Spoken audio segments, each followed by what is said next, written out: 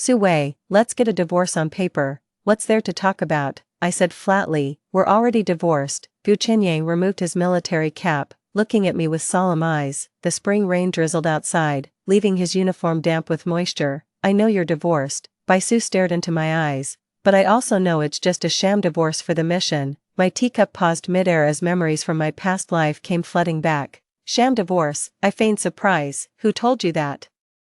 In April 1975, Military District Commander Gu Qinyang proposed a sham divorce to me, claiming it was for an important mission. Gu Qinyang, Bai Su said, he told me you're just temporarily separated and will remarry after the mission. In my past life, I believed him. For the so-called greater good, for his future, I agreed, and what happened? The sham divorce turned into real abandonment. He actually ended up with that female agent, Bai Su. As for me, I spent 10 lonely years teaching in the countryside. When I saw him again, he was already a high-ranking commander, with Bai Su in uniform by his side. Only then did I realize, the fake divorce, the mission, it was all a lie. Why the sham divorce? I asked calmly, as if inquiring about the weather. There's a mission that requires me to be single. Gu Qinyang sat down with sincere tone. Just 1 year maximum. We'll remarry when it's over. Ha, 1 year, in my past life. I waited 10 years, only to receive his wedding announcement with someone else. Sure. I set down the teacup with a radiant smile. I agree. 1. Gu Qinyang visibly froze. He'd prepared a whole speech. Revolutionary priorities, marital understanding, temporary separation, the works. My simple sure caught every word in his throat. You really agree? He asked tentatively. Of course I agree. I stood up, brushing my apron. When should we handle the paperwork? Su-wei, aren't you going to ask why? A flicker of panic flashed in Gu Qinyang's eyes. In my past life, I had indeed asked, probing every detail, losing sleep over the worries. Why bother asking in this lifetime? It's all lies anyway. You said it's for the mission. I walked toward the kitchen. Since it's for the revolutionary cause, of course I support it. But, no buts. I turned to look at him. You're a revolutionary soldier. I'm a soldier's family. Obeying organizational arrangements is our duty. Gu Qinyang couldn't argue with that, but his expression grew even more bewildered, because in my past life, I had cried all night long, clinging to him desperately. This composed reaction was completely beyond his expectations. Shall we go handle the paperwork tomorrow? He asked tentatively. All right. What time tomorrow? I tied on my apron in the kitchen and started preparing dinner. How about 9 in the morning? Got it. My voice carried from the kitchen. What would you like for dinner? This casual tone only made Gu Qinyang more uneasy. He had expected Su-wei to be tearful, reluctant, utterly unwilling to let go, but this Su-wei now was as calm as if discussing tomorrow's work schedule. Whatever, he answered absent-mindedly. Then I'll make your favorite braised pork. My tone remained light. Consider it an early celebration for your mission's success. Gu Qinyang sat in the living room, listening to the clatter of pots and pans from the kitchen. Overwhelmed by indescribable emotions, was this really the Su-wei he knew? The same Su-wei who'd pout over the slightest thing, the Su-wei who'd burst into tears if he was away for just 1 day. How can you be so calm about something as major as divorce? Su-wei, he stood up and walked toward the kitchen. What's wrong? I kept chopping the meat without looking up. You really don't care at all. What's the matter? We're getting divorced. I stopped what I was doing and turned to look at him. Those eyes that once mesmerized me now seemed utterly ordinary. It's just a sham divorce, I chuckled. Didn't you say we'd remarry within a year at most? A year will fly by, but during this year, we won't be husband and wife anymore. So what? I resumed chopping the meat. It's not real anyway. What does it matter? This left Gu Qinyang completely speechless. Even he himself wasn't sure whether this was fake or not. The organization had indeed assigned him a mission to approach the target under the guise of being single, and that target happened to be Agent Bai Su. But, the moment Gu Qinyang laid eyes on Bai Su, he knew this mission would be far more than just another job. Bai Su was beautiful, intelligent, and courageous, possessing a heroic spirit that Su-wei lacked. What mattered more was how Bai Su understood his work, shared his ideals, and could fight alongside him as an equal. And Su-wei, though virtuous and gentle, she could never truly comprehend the yearning buried deep in his heart. So when the organization assigned this mission, Gu Qinyang's heart secretly leapt with joy. It gave him a perfectly justifiable excuse to pursue the affection he truly desired. But now, seeing Su-wei's indifferent demeanor, an uncomfortable bitterness stirred within him. Did this marriage truly mean so little to her? Dinner's ready. Su-wei's voice snapped him out of his thoughts. The dining table was set with 3 dishes and a soup, all his usual favorites: braised pork belly, steamed sea bass, garlic sautéed greens, and a bowl of snow fungus with lotus seed soup. Aren't you eating? He looked at Su-wei. I'm not very hungry. Su-wei sat down and served him a bowl of rice. You should eat more, missions must be exhausting. The caring words paired with her indifferent expression gave Gu Chenyang an indescribable sense of dissonance. Su-wei, are you acting different today? What's different? I can't quite put my finger on it, but you seem different. I picked up a piece of braised pork and savored its familiar sweetness. In my past life, I learned to cook for him, quit my job for him, even moved to this remote military base for him. So what happened? He abandoned me without hesitation for another woman. Perhaps I've come to terms with it, I said calmly, since it's for the revolutionary cause. I should support you. Come to terms with what? I've realized spouses should understand and support each other. I looked at him. Your career matters more than anything. I shouldn't be holding you back. The words struck Gu Chenyang like a thunderbolt. These were precisely the words he'd longed to say but never dared. Su-wei truly didn't comprehend his work or his aspirations. All she wanted was a stable home and a loving husband. What he desired was a partner who could understand him, support him, and even fight alongside him. Su-wei. Let's eat before the food gets cold, I cut him off. After we finish the paperwork tomorrow, you can focus on your mission. Gu Chenyang ate in silence, his emotions more tangled than before. Though Su-wei's reaction had made his plan proceed smoothly, it left him with an unexpected sense of emptiness. It was like anticipating a heated argument, only to be met with a casual whatever.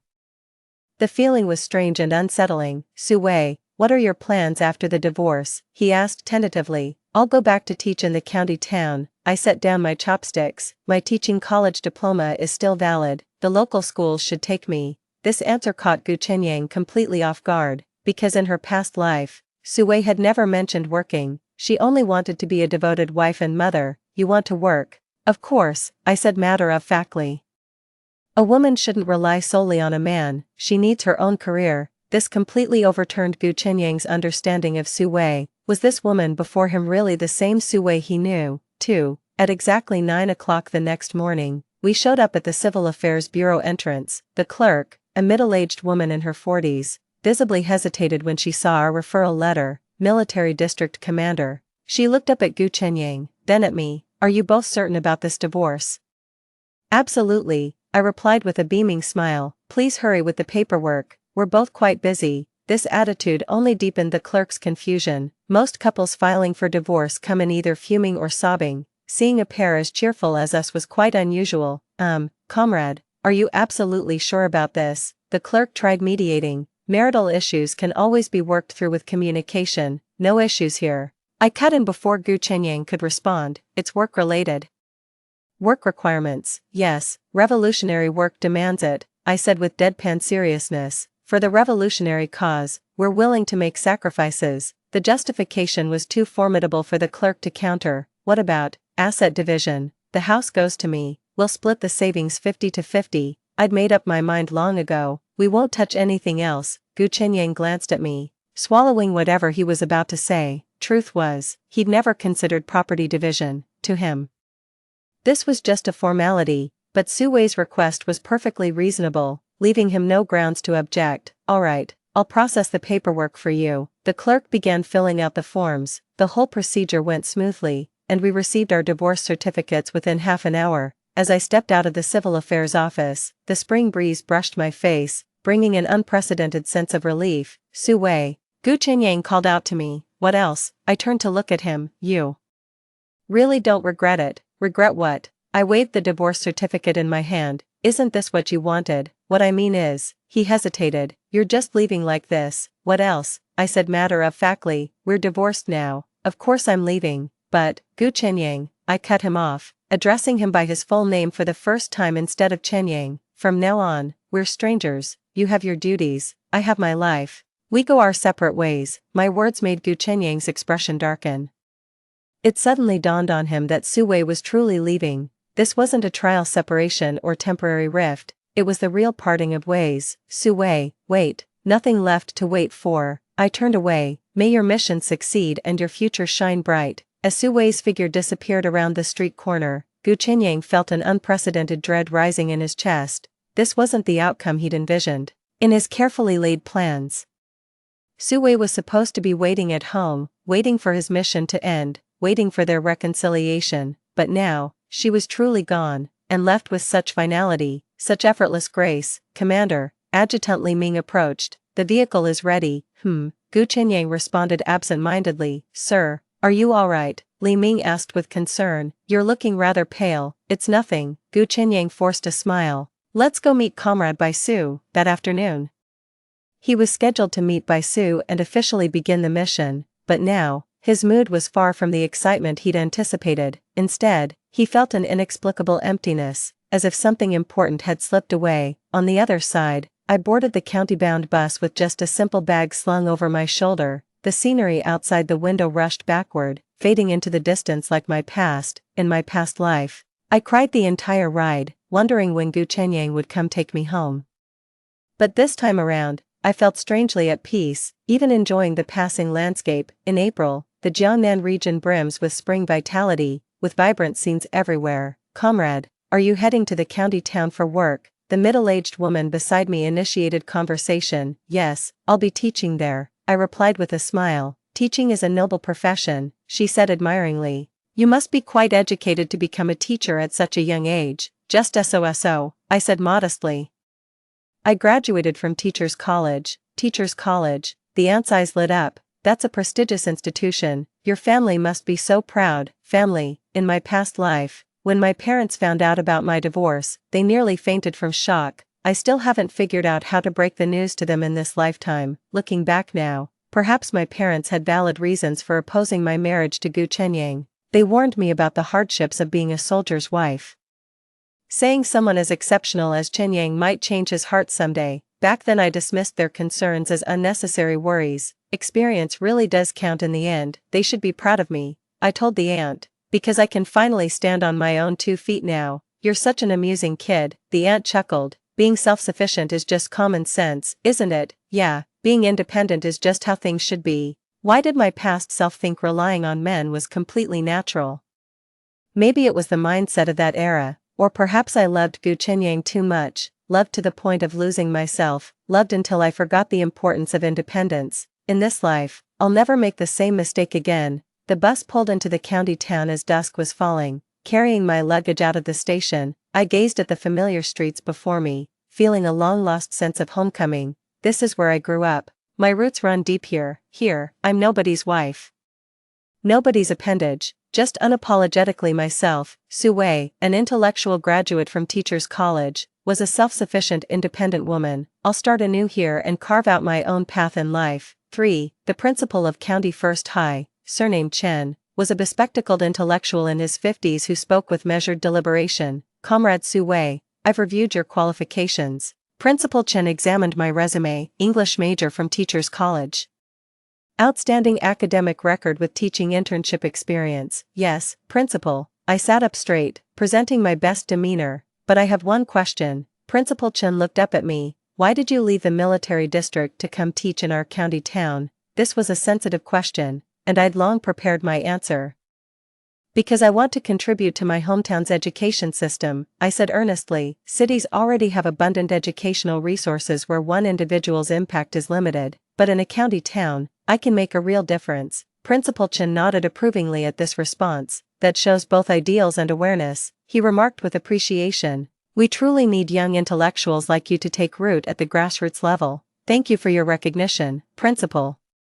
"So when can we begin the work?" Principal Chen inquired. "I'm ready anytime," I answered without hesitation. "I prepared everything." "Excellent." Principal Chen slapped the desk. "We'll start tomorrow then. You'll take over the English class for sophomores, 45 students in one section." "No problem." Leaving the principal's office, I felt wonderful. It feels great to get back to work, especially doing what I love. In my past life, I taught for 10 years and gained extensive experience. This time around, I'll put all that experience to use and help students learn more. That afternoon, I went to check out the class I'd be teaching, Class 3 of Grade 11, with 45 16 and 17-year-old students, was at that perfect age of insatiable curiosity. "Class, I'm your new English teacher Su Wei. I said from the podium, meeting 45 pairs of eager eyes. "Miss, you look so young." A girl raised her hand and remarked, "Youth has its advantages, I can relate to you better." I replied with a smile, "But age doesn't matter, what counts is whether I can teach you well." "Is English hard to learn, teacher?" a male student asked. "Not at all. With the right approach, English can be quite fun." I wrote a few words on the blackboard. "Look, do you recognize these words?" The students stared at the blackboard, some shaking their heads while others made guesses. "This is hello, this is thank you, and this is good morning." I explained each one. "You already know some English, you just didn't realize it. Wait, we can speak English now." The students looked astonished. "Of course," I gestured a greeting. "Who hasn't said hello before? That's English right there." Laughter filled the classroom, instantly lightening the tense atmosphere. This was the teaching method I'd perfected in my past life. First, dispel students' fear by making English seem approachable. In the following days, I threw myself wholeheartedly into teaching. Days were spent lecturing and nights preparing lessons, a fulfilling and meaningful routine. My students loved my classes because I taught in fresh, engaging ways unlike other rigid instructors. "Mr. Sue, you're such a great teacher," class monitor Shally told me after class. "I used to dread English, but now I actually look forward to it. As long as you're willing to learn, I'm happy to teach." I organized my lesson plans. The most important thing in language learning is genuine interest. "Professor Sue, you must have seen so much of the world," Shally asked curiously. "Those foreign stories you tell are absolutely fascinating." "Seen the world, if reincarnation counts as worldly experience, then I suppose I have. Reading is another way to see the world. I told Shally. You don't have to travel far and wide. Devouring books can broaden your horizons just as well. I understand, Professor Sue. Shally nodded thoughtfully. Watching these knowledge-thirsty students filled me with a sense of accomplishment. This is the life I truly want, meaningful, valuable, and entirely my own, unlike my past life where I poured all my energy into Guchenyang, neglecting my own existence. Back in the dorm that evening, I started writing my teaching journal. It was a habit I'd carried over from my previous life, documenting daily teaching reflections for future improvement. Mid-writing, old Wang the dorm supervisor knocked on my door. "Xiao Su, there's a letter for you." Old Wang handed me an envelope. I took it and saw Gu Chenyang's name as the sender. The handwriting on the envelope looked familiar, his trademark neat regular script. After a moment's hesitation, I opened the envelope. The letter read, "Su Wei, how are you getting along in the county town? I'm really worried about you being on your own. If you need anything at all, don't hesitate to contact me immediately." On another note, my assignment is progressing well and should finish ahead of schedule. When I return, we can remarry. Gu Chenyang. After reading the letter, I couldn't help but laugh. Chenyang actually believes this is just a temporary divorce. He thought I'd be waiting at home pining away for him, that I'd be utterly heartbroken missing him. Too bad for him, this time around. I won't fall for the same trick. I picked up my pen and wrote a brief reply. Gu Chenyang. I'm doing well in the county town, my work is going smoothly and life is fulfilling. Focus on your mission and don't worry about me. Besides, we're already divorced, there's no need to remarry. Wishing you every success, Su Wei. After finishing the letter, I sealed it in an envelope to mail out tomorrow. Let Gu Chenyang put this foolish notion out of his mind for good. In this lifetime, I, Su Wei, shall live for myself. 4. A month later, my teaching routine had settled into full swing. The students' English performance has shown significant improvement, particularly in oral communication skills, which are noticeably better than other classes. Principal Chen was very pleased with my performance and publicly commended me at the school-wide faculty meeting. "Comrade Su Wei's teaching methods are worth learning from," said Principal Chen. "She doesn't just impart knowledge to students, more importantly, she sparks their interest in learning." This recognition gave me a great sense of accomplishment. In my past life teaching in the countryside, I worked hard but was limited by the conditions, never reaching my full potential. Now in this county town, I can finally put my talents to proper use. After afternoon classes, I was grading papers in the office when footsteps approached the door. "Is Teacher Su Wei available?" came a man's voice. I looked up to see a young man in his late 20s wearing a Mao suit. Glasses perched on his nose with an unmistakably scholarly air. "That would be me. And you are?" "Zhang Ziyuan from the County Cultural Bureau," he said as he stepped into the office. "I'd like to have a word with you." "The Cultural Bureau. I set down the workbook in my hand and motioned for him to take a seat. Comrade Zhang, what brings you here? The county is organizing an English training program. Zhang Ziyuan came straight to the point. And we'd like you to be the lead instructor. An English training program, that's actually an interesting proposal. What kind of training program specifically? I asked. It's mainly for county officials and intellectuals to learn English during evenings and weekends, Zhang Ziyuan explained. With the growing momentum of reform and opening up, English is becoming increasingly important. Reform and opening up. The signs were already there in 1975, though it hadn't been formally proposed yet. The fact that Zhang Ziyuan recognized this shows his remarkable foresight. That's a great idea, I agreed, but my teaching schedule during the day might make timing difficult. We can work out the timing, Zhang Ziyuan said. What matters most is getting your input. I've heard your English is exceptional and your teaching methods are quite innovative. Thanks for the compliment, I said modestly. I'll give it some thought. That's wonderful, Zhang Ziyuan said cheerfully. If you're agreeable, we can discuss the specifics in detail. After seeing Zhang Ziyuan out, I began seriously considering the proposal. Running an English training program was indeed a great idea. It could both share knowledge and generate income. More importantly, this will help me build broader connections within the county. In my past life, I was too naive, always buried in teaching with little outside interaction. This time around, I'll be more proactive and establish my influence in society. A few days later, I formally accepted Zhang Ziyuan's invitation. The English training class is scheduled for Wednesday and Friday evenings, plus Saturday afternoons at the County Cultural Center. The first cohort has over 30 participants, including county government officials, hospital doctors, factory engineers, and other professionals. Comrades, welcome to our English course, I said from the podium.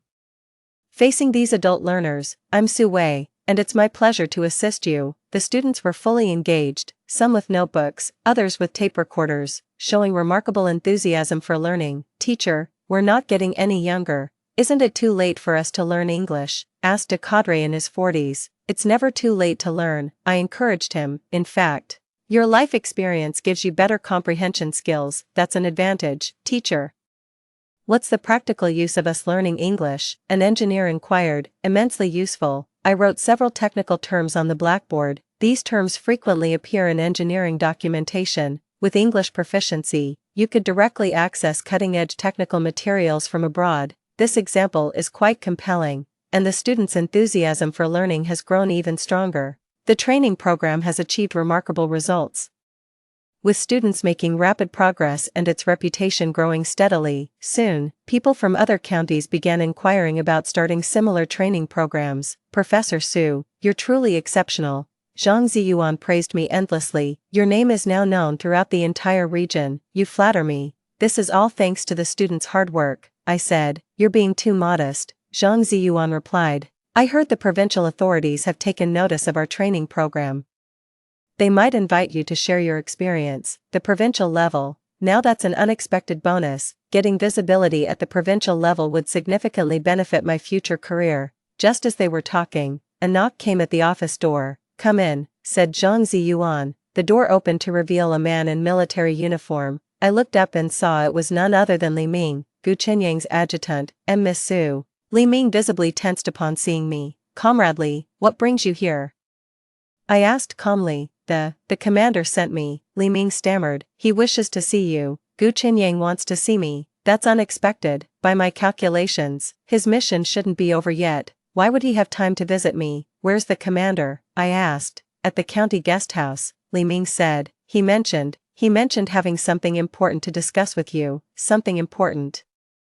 I smirked inwardly. Clearly he'd realized I wasn't waiting around for him at home and couldn't sit still anymore. Please tell him I'm busy and don't have time to meet. I refused point blank. But the general said this matter is crucial. Li Ming said hesitantly. Nothing is more important than my work. I insisted. We're divorced now. There's no need to meet. My words turned Li Ming pale, while Zhang Ziyuan stood there dumbfounded. Professor Su, you divorced the military district commander? Zhang Ziyuan asked cautiously. Yes, I admitted frankly. I've sorted out my personal relationship issues. Seeing my resolute attitude, Li Ming had no choice but to leave. After he left, Zhang Ziyuan asked with concern, Professor Su, are you alright? I'm fine, it's all in the past, I replied with a smile. My life is good now, very fulfilling. Zhang Ziyuan glanced at me, hesitating to speak. Finally he said, Professor Su.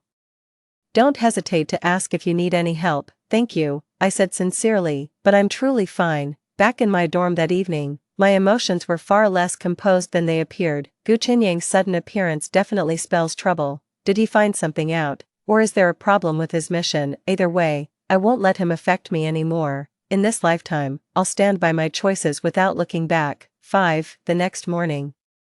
I just stepped out of the dorm when I saw Gu Qinyang waiting downstairs. He still wore that crisp military uniform, but his face looked noticeably more haggard than a month ago. Su Wei, his eyes flickered with unreadable emotions when he saw me. What are you doing here? I stopped in my tracks, my voice icy. We need to talk. He stepped closer. About us. There's nothing left to discuss. I sidestepped him and kept walking. You should focus on your mission, Su Wei, just hear me out. Gu Qinyang quickened his pace to catch up. I don't want to hear it. I quickened my pace. Besides, this is a school. Your behavior could jeopardize my job. Gu Qinyang was stunned by my attitude. In my past life, I'd always meet him with tear-filled eyes, unable to resist throwing myself into his arms. But in this lifetime, I'm as cold as a stranger. Su Wei, you've changed, he said gravely. People change, I replied without turning around. I'm doing just fine, no need for your concern, but we're divorced. I stopped and faced him. Gu Qinyang, what exactly are you trying to say? Under my icy gaze, Gu Qinyang suddenly found himself at a loss for words. What he'd meant to say wasn't our divorce just for show, but clearly, Su Wei didn't see it that way at all. I think the mission might need to be postponed, was all he could muster. What's that got to do with me? I retorted, your mission is your business. I've got my own life to live, but we had an agreement. We never agreed on anything. I cut him off. You made the unilateral decision to divorce. I just went along with it. Gu Qinyang was left speechless by this remark, because it was true. He'd been calling all the shots from the very beginning. Su Wei, I know you're mad at me. I'm not mad, I said calmly. I just don't think we have anything between us anymore. Nothing between us. Gu Qinyang's voice rose. We were married for 3 years. That was the past. I cut him off. Now we're strangers. The word stranger cut Gu Qinyang to the core. It suddenly dawned on him that Su Wei truly intended to sever all ties with him. Su Wei, do you really hate me that much? His voice trembled slightly. Hate. In my past life, I did hate. With every fiber of my being. I no longer hold hatred in this lifetime, for it's pointless to waste emotions on someone unworthy. I don't hate you, I said truthfully. I just feel nothing for you anymore. These words cut Gu Qinyang deeper than any hatred could, because hatred at least implies lingering feelings, while indifference signifies complete detachment. Impossible, he exclaimed passionately. There's no way you don't have feelings for me. Why impossible? I looked at him as if he were an unreasonable stranger. Feelings come and go quickly, that's just how they work. But you loved me so much before. That was then, this is now. I said calmly, Gu Qinyang, you need to understand one thing. When a woman truly lets go of a man, she's really let go. The words hit Gu Qinyang like a sledgehammer to the chest. Suddenly, Bai Su's words came back to him. Men think a woman's heart is like rubber, something they can stretch at will, but a woman's heart is glass. Once broken, it can never be mended. He dismissed it back then, but now he understood all too well. Su Wei, he grasped at something, anything, to salvage. Enough. I glanced at my watch. I've got work, you should leave now. With that, I strode away, leaving Gu Qinyang standing alone. Walking into the office, my composure belied the turmoil inside. After 3 years of marriage, seeing him still stirred something in me. But I know these emotional fluctuations are just force of habit, they don't mean I still have feelings. Professor Su, are you alright? Colleague Shaoli asked with concern. You look a bit pale. I'm fine, probably just didn't sleep well last night. I sat down to prepare for today's lecture. I just saw a military officer downstairs. Was he here to see you? Shaoli asked nosily. Yes, someone I used to know, I replied curtly, not wanting to elaborate. An officer? Huh, quite handsome. Shaoli pressed on with gossip. You and him, nothing between us. I cut her off. That's all in the past. Seeing my reluctance to continue, Shaoli dropped the subject. The morning class went smoothly, and the students were all in great form.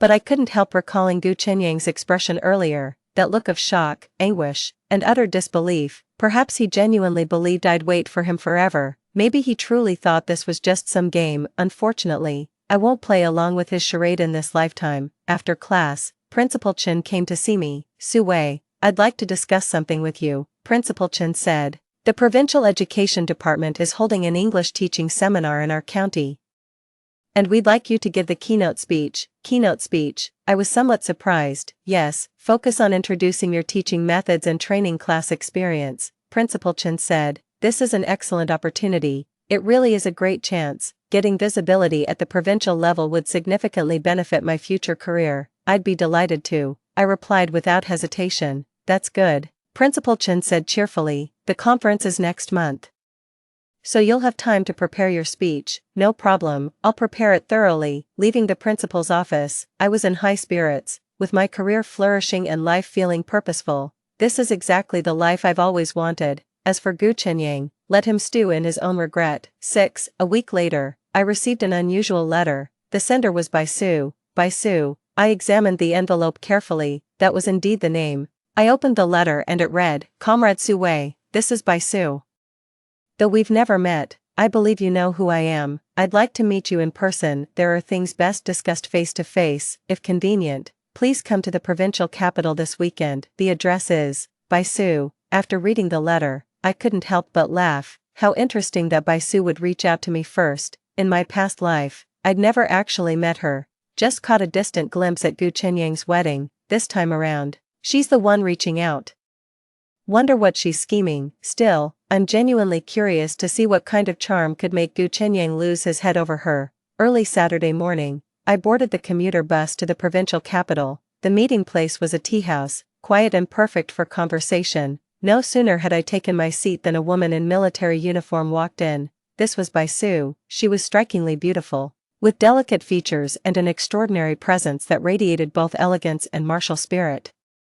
No wonder Gu Chenyang was so captivated by her. So you're Su-wei. Bai Su walked up to me and sat down directly. That's right, I studied her. And you must be Bai Su, the one and only. She was sizing me up too. You're not what I expected. What's different? I thought you'd be the clingy type. She paused. But you're surprisingly composed. Maybe I've just let go. I poured myself some tea. Comrade Bai, what brings you here? I want to discuss Gu Chenyang with you. Bai Su got straight to the point.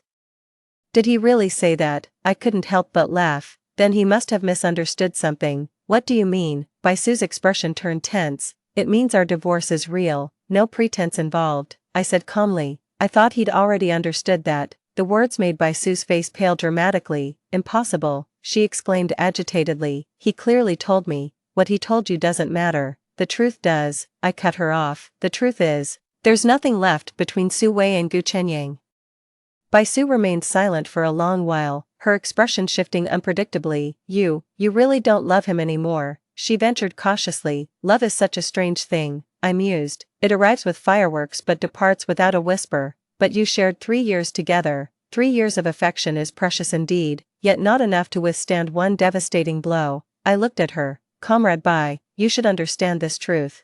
Bai Su's face grew even more ashen, because she suddenly realized that Gu Chenyang might have been deceiving her all along. All that talk about a fake divorce and temporary separation was just to placate her. In truth, he still couldn't let go of Su-wei in his heart. Su-wei, I want to ask you something. Bai Su took a deep breath. If Gu Chenyang came back to you now, would you take him back? This is a crucial question, and I must answer it just right. Comrade Bai, do you think trampled flowers can bloom again? I countered. No. Bai Su replied softly. There you have it. I stood up. You should understand my answer now. Wait, Bai Su stopped me. There's one more thing I want to ask you. What is it? Do you still hold any resentment towards Gu Chenyang? Resentment?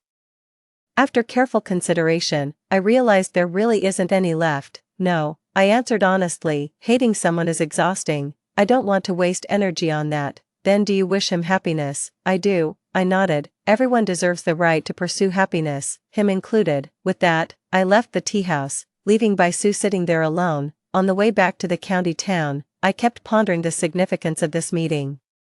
Bai Su must have requested to see me because Gu Chenyang's attitude was unsettling her. Perhaps Gu Chenyang had been talking about me lately, making her doubt whether he'd truly moved on. Fine then, let them figure it out themselves. I have more important matters to attend to. The Provincial Education Department's seminar is about to begin. I must prepare my speech. This is a crucial turning point in my life, there's no room for mistakes. 7. The English teaching seminar by the Provincial Education Department commenced as scheduled, with English teachers gathering from across the province. As the keynote speaker, I was the first to take the stage and share my experience. Good afternoon everyone, I'm Sue Wei from County No. 1 High School, and it's my honor to share some insights on English teaching with you today. The audience consisted of over 200 attendees, all top English educators from across the province. But I wasn't nervous at all. Having attended similar conferences in my past life, I knew exactly how to handle it. Traditional English teaching overemphasizes grammar and vocabulary while neglecting practical application. I believe the real purpose of language learning is communication, not just test-taking. My speech sparked enthusiastic responses, with many teachers taking diligent notes. Ms. Sue's approach is truly innovative and worth learning from, remarked a teacher from the audience. Indeed, this situational teaching method really delivers results, another teacher chimed in. After the speech, Director Wang from the Provincial Education Department specifically requested a meeting with me. Comrade Sue Wei, your speech was excellent, Director Wang said. The province is organizing an English teacher training program, and we'd like you to be the lead instructor. A provincial training program. I was somewhat surprised. Yes, primarily for key English teachers across the province. Director Wang explained, if you're willing, we could transfer you to work at the Provincial Education Department. This is like manna from heaven. Being transferred to the Provincial Education Department means a quantum leap in my career. Director Wang, I'd be delighted. I replied without hesitation. When can I start? We can begin the transfer procedures next month, Director Wang said cheerfully. With talents like you joining us, our English teaching standards will reach new heights. Returning to the county town from the provincial capital, I was in high spirits. This seminar not only raised my profile in the provincial English education community, but also secured me a transfer opportunity to work in the provincial capital. This is exactly the life I want, achieving success and recognition through my own abilities. Congratulations, Professor Sue, Principal Chen said with genuine happiness, though mixed with reluctance upon hearing about my transfer. You're our county's pride. Thank you for your guidance, Principal, I said sincerely. Without your support, I could never have achieved what I have today. You're being too modest, Principal Chen replied. This is entirely the result of your own hard work. The news spread quickly, soon becoming the talk of the entire county. Teacher Sue is getting transferred to the provincial office. How remarkable. Talent deserves upward mobility. I heard provincial leaders think highly of her. These compliments were truly gratifying and further solidified my decision. That evening, as I was organizing my dorm room, a knock came at the door. Come in. The door opened as Gu Chenyang entered. What brings you back again? I frowned. I heard you're being transferred to the provincial office. His expression darkened. Word travels fast. I kept organizing my things. Yes, I'm leaving next month. Why didn't you discuss this with me? Gu Chenyang's voice carried a hint of agitation.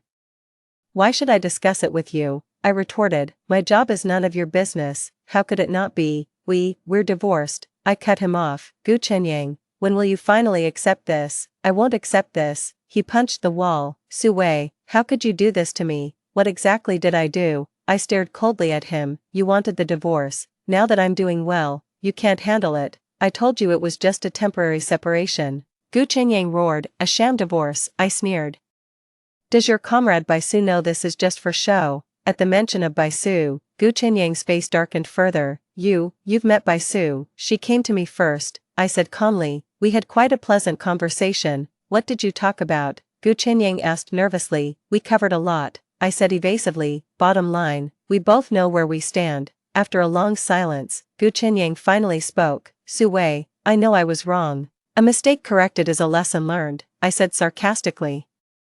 But I'm not accepting your apology. Why? Because some mistakes are unforgivable. I met his gaze steadily. Gu Chenyang, you betrayed our marriage. That fact will never change, but I regret it now. If regret could fix everything, what would we need the police for? I cut him off. Your remorse means nothing to me. Chenyang Gu was left speechless by my words. After a long silence, he finally said, Wei Su, are you really this heartless? It's not heartlessness, it's rationality, I replied calmly. Letting emotions rule only leads to repeated mistakes. Don't you feel even the slightest bit of compassion? His voice carried a pleading tone. No, my answer came without hesitation. I won't go easy on you anymore. Those words shattered Gu Chenyang's last glimmer of hope. He finally understood. Su Wei was truly cutting all ties with him. Su Wei, I won't give up, he said before leaving. One day, I'll prove to you that my remorse is genuine. Do whatever you want, I said without looking up. But please stay out of my life. After Gu Chenyang left, I let out a long sigh of relief, finally made myself clear. Hopefully he'll get the message. Not that it matters even if he doesn't, I'm leaving this place soon anyway. Once we're in the provincial capital, our paths will never cross again. In this lifetime, I'm determined to leave the past behind and embrace the future that's truly mine. 8. The transfer procedures went smoothly. And I officially reported to the provincial education department a month later. The provincial authorities arranged excellent dormitory conditions for me, a private single room with an ensuite bathroom. It's like night and day compared to the county's dormitory. Comrade Su Wei, welcome to our team. Director Wang personally greeted me. Your office is on the second floor, where you'll oversee the English teacher training program. Thank you for your trust, Director Wang, I replied. I'll give my absolute best to this role. We have full confidence in you, Director Wang said. The first training session begins next month. Take this time to get acquainted with everything. Stepping into the office, I was overwhelmed with emotions. In my previous life, I taught in the countryside for 10 years before finally getting transferred to the county town after the reform and opening up. This time around, it only took me a few months to leap from the county to the provincial level. That's the advantage of staying ahead of the curve. Professor Su, good morning, I'm your assistant Xiao Chen, said a young man in his early 20s as he entered the office.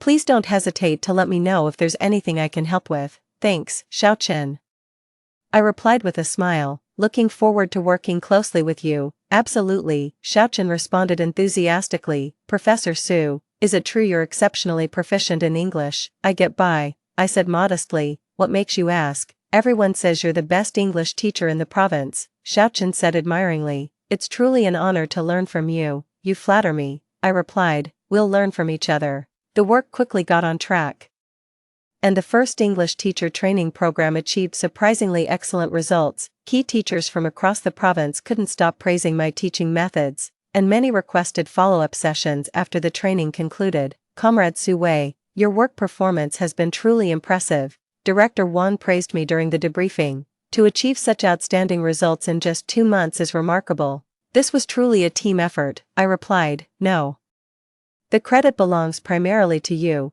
Director Wang said. I've decided to promote you to Deputy Director of the Teacher Training Department. Deputy Director, this is a section chief level position, and I've only been at the provincial office for 2 months. Director Wang, I'm still quite inexperienced. I feigned modesty. Experience matters, but competence matters more. Director Wang said, you've got what it takes, so you should step up to the responsibility, then I'll humbly accept the honor.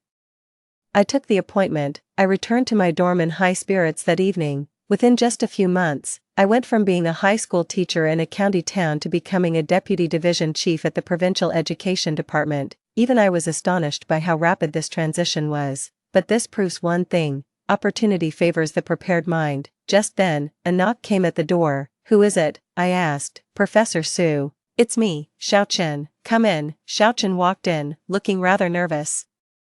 Professor Su, someone's here to see you, he said. Who is it? An officer. Says he's your friend. Xiao Chen hesitated. He's waiting downstairs for you. An officer? No need to ask. It's definitely Gu Chenyang. How did he know I'm here? Tell him I'm not seeing anyone. I flatly refused, but he insists it's something important to discuss with you. Xiao Chen said hesitantly. No matter how important, I won't see him. I stood firm. Just tell him I'm not here. Understood?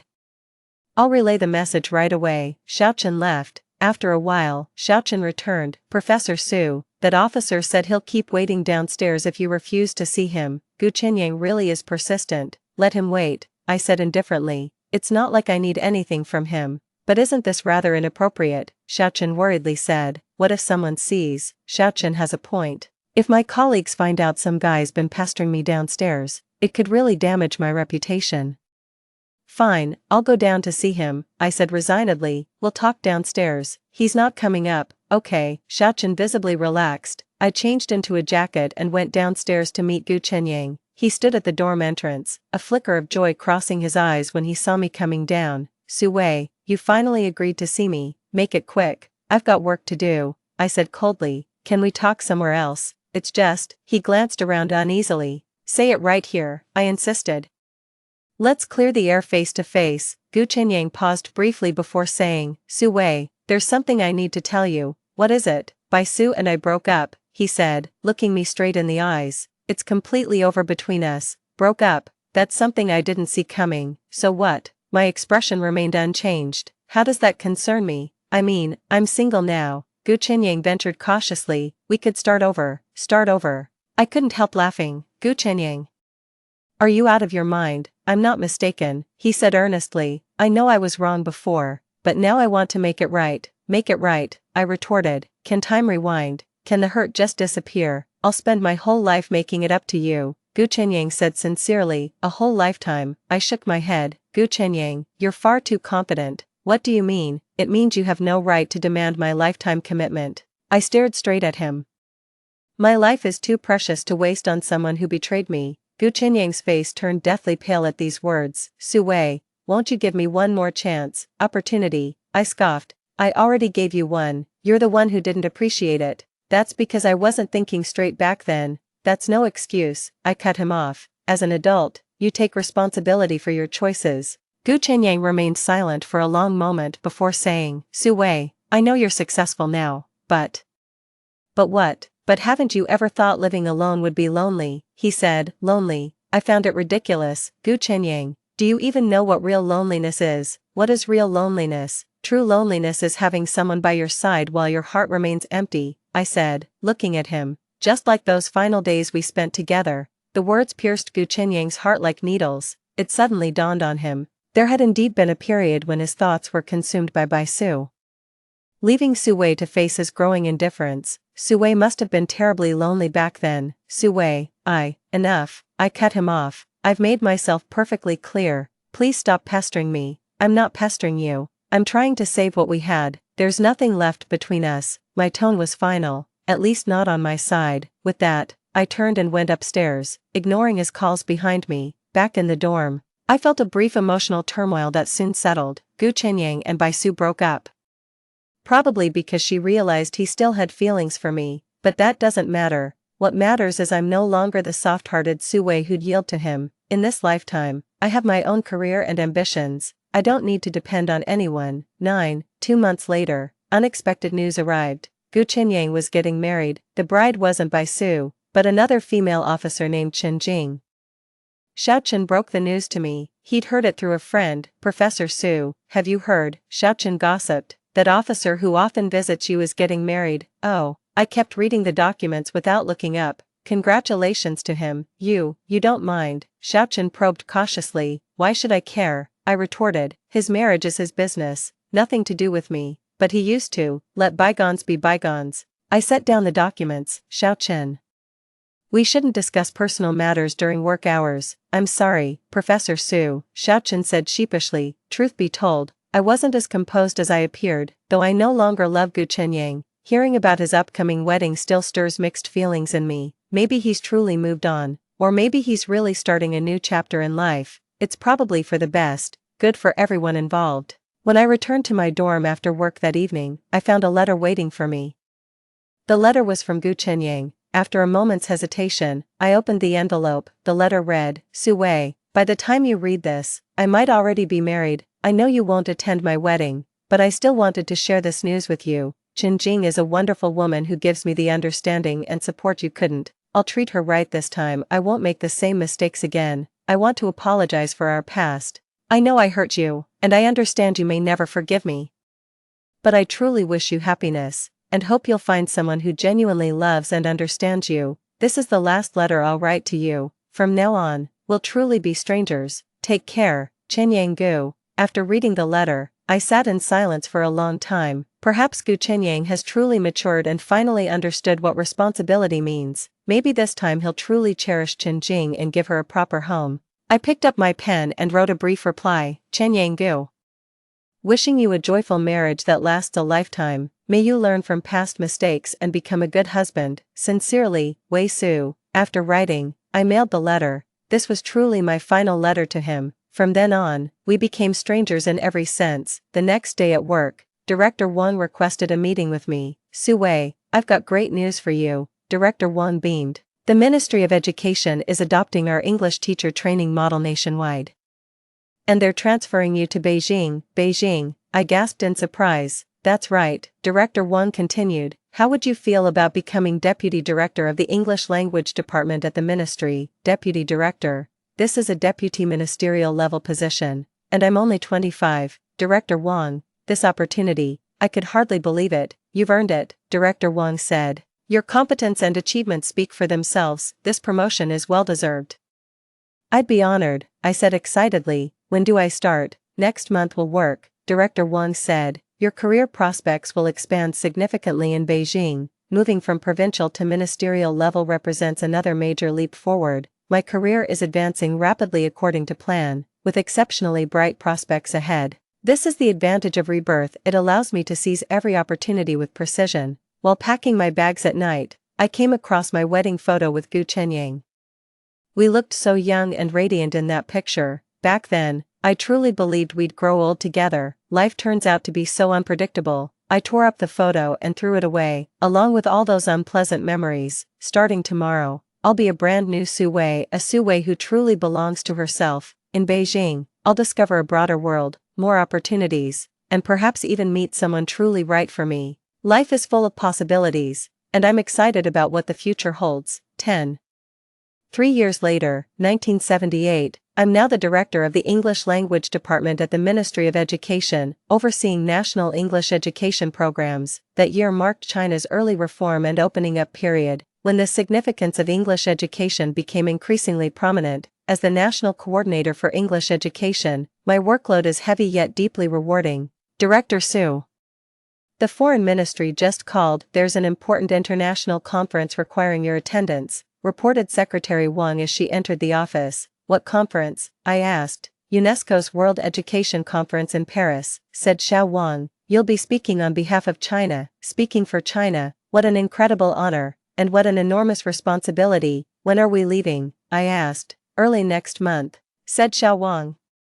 The Foreign Ministry will arrange dedicated staff to accompany us. Understood. I'll carefully prepare my speech, I replied. This marks another milestone in my life. From a high school teacher in a small county to representing my country at an international conference, even I find this leap unbelievable. But that's fate for you. When you seize the initiative and grasp opportunities, anything becomes possible. That afternoon, as I was revising my speech in the office, my secretary knocked and entered. Director Su, there's a visitor here to see you, Xiao Wang said. What guest? An officer. Says he's an old friend of yours. Xiao Wang replied, a Mr. Gu Chenyang. Why would he come looking for me in Beijing? Show him in, I said. Minutes later, Gu Chenyang entered my office. 3 years had etched new lines on his face and silvered his hair. Su Wei, Director Su. He stood awkwardly at the doorway. Have a seat, I gestured to the sofa. What brings you here? I'm in Beijing for business, he said as he sat down, his expression unreadable. Heard you worked here, so I thought I'd drop by. Well, you've seen me now. I'm doing fine, I said flatly. What about you? Heard you got married. Yeah, 3 years now. He nodded. Jingjing's pregnant. Just a few more months to go. Congratulations, I said sincerely, on becoming a father. Thank you. He looked at me. Su Wei, how have you been? Great. I smiled. Work keeps me busy, and life's been good, so. Are you seeing anyone? He asked tentatively. Not at the moment, I answered truthfully. Work keeps me too busy to think about personal matters. You should find yourself a good man, he said. With your current position and capabilities, you must have plenty of suitors. Perhaps, I replied, eager to change the subject. What brings you to Beijing this time? Attending a military conference, he said. About border defense construction. We chatted like this for half an hour. Just making small talk about trivial things, no mention of the past, no talk of feelings, just two old friends catching up like normal. It's getting late, I should head out. Gu Chenyang stood up. I won't keep you from your work. Alright. I rose to see him off. Wishing you success at work and happiness at home. Same to you. He reached the door, then paused abruptly. Su Wei. I wanted to say, don't. I cut him off. It's all in the past. He nodded silently and left my office without another word. Watching his retreating figure, I felt an unexpected calm. 3 years is enough time to heal all wounds. Now we're nothing more than strangers. A month later, I flew to Paris for UNESCO's World Education Conference. It was my first time abroad, and everything felt exhilaratingly new. At the conference, I presented China's English education reform initiatives on behalf of our country, which received high praise from delegates worldwide. Ms. Su, your presentation was truly outstanding, a UNESCO official told me. China's education reforms are highly commendable. Thank you, I replied with a smile. We still have much room for improvement. Would you consider working for the UN? The official asked. We're in great need of talents like you, working at the United Nations. This proposal is quite appealing, but I need to give it careful consideration. After returning to Beijing, my workload became even heavier. The reform and opening up policy spurred tremendous educational development, with English education receiving particular emphasis. I need to develop new curricula and train more teachers to meet the nationwide demand for English education. Director Su, you're truly remarkable, my colleagues admired, reaching such a position at such a young age. Opportunity and hard work go hand in hand, I replied, and our era has provided an excellent platform. Indeed, without this rebirth and without seizing the initiative, I could never have achieved what I have today. No matter what, I've proven my worth through my own capabilities. I'm no longer that weak woman dependent on men. I'm an independent, strong, modern woman capable of changing the world. This is the life I truly want. This is where my brilliance shines. Story 2. After his white moonlight fell from the building, my stepbrother hated me for 10 years. Even after I obtained him completely through despicable means, he never truly forgave me, until I stormed off abroad and got caught in a riot. Yet without hesitation, my brother shielded me and was fatally shot. His last words in my arms were, I spoiled you too much. I regret ever becoming your brother. The whole world calls me a madman. I was the one who destroyed my brother, a man of unwavering integrity and noble character. Thus, I knelt upon those endless steps for 50 years, begging for one more chance to set things right. This time, I'll let my brother have his way. All I ask is for his lifelong peace and happiness. 1. Ji Xingyao, how can you even stomach reading what you've written? You actually harbor such feelings for your own brother. A nostalgic voice whispered in my ear. When I opened my eyes, I saw Ji Zhao clutching my diary, his face flushed crimson with rage. Those pages were filled with my secret thoughts about Ji Zhao, desires, yet I felt no shame at being exposed. Instead, I burst into tears of relief. I had truly been reborn at the moment of my first argument with Ji Zhao, when he discovered my ulterior motives toward him. The sight of my brother, alive and well, sent uncontrollable tremors through my body. Thank God, he's alive. Ji Zhao noticed something was off about me.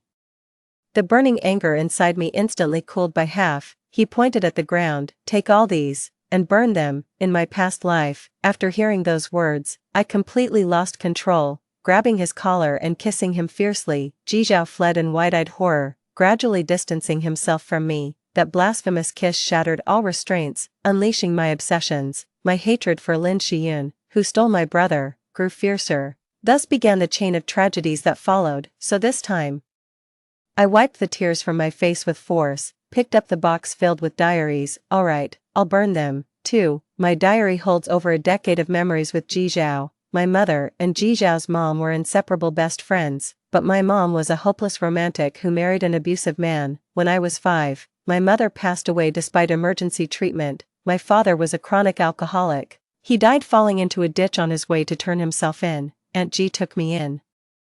Then she passed away when Ji Zhao and I had just started middle school. From then on, only Ji Zhao, a handful of servants, and I remained in that enormous villa. Actually, Ji Zhao is only a few months older than me, but I was always getting into trouble while Ji Zhao acted like a little adult, so since childhood, he'd been cleaning up my messes. Aunt Ji was always busy with work, even live-in maids need days off sometimes. When I had gastroenteritis, Ji Zhao stayed up all night keeping me company during my 4-drip. Whenever I got into fights, he'd always have my back. During thunderstorms, he'd bring his pillow and blanket to huddle with me in my bed. Lin Shiyun even fell to her death because of me. Ji Zhao loathes me to the core, yet when the riot broke out, he shielded me without hesitation. My brother is perfect in every way, but his love for me was purely familial. My love for him carried the weight of guilt, in their past life.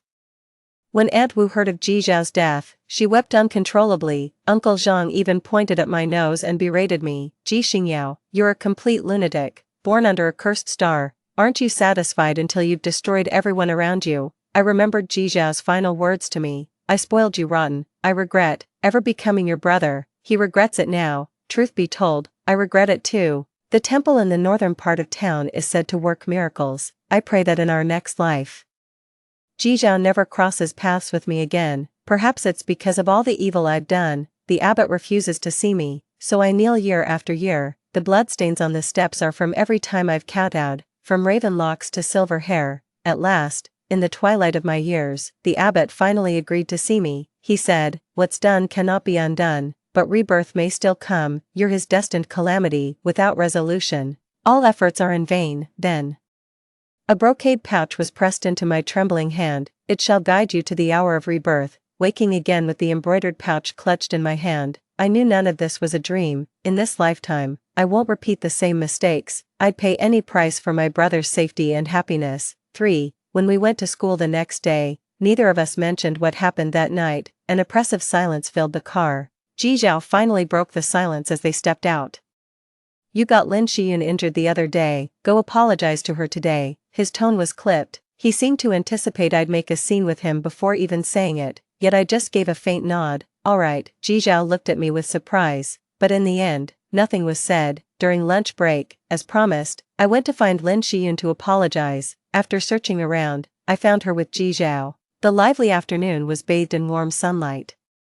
The girl giggled and playfully punched the boy's chest. The next second, she caught sight of me out of the corner of her eye and immediately hid behind Ji Zhao in fright, clutching her bandaged hand. Ji Zhao instinctively shielded her. "What are you doing here?" A somewhat distant remark. "I'd completely forgotten about being told to come apologize this morning. Can't really blame my brother for being nervous. I'll admit I'm downright crazy. I have this overwhelming possessiveness toward Ji Zhao.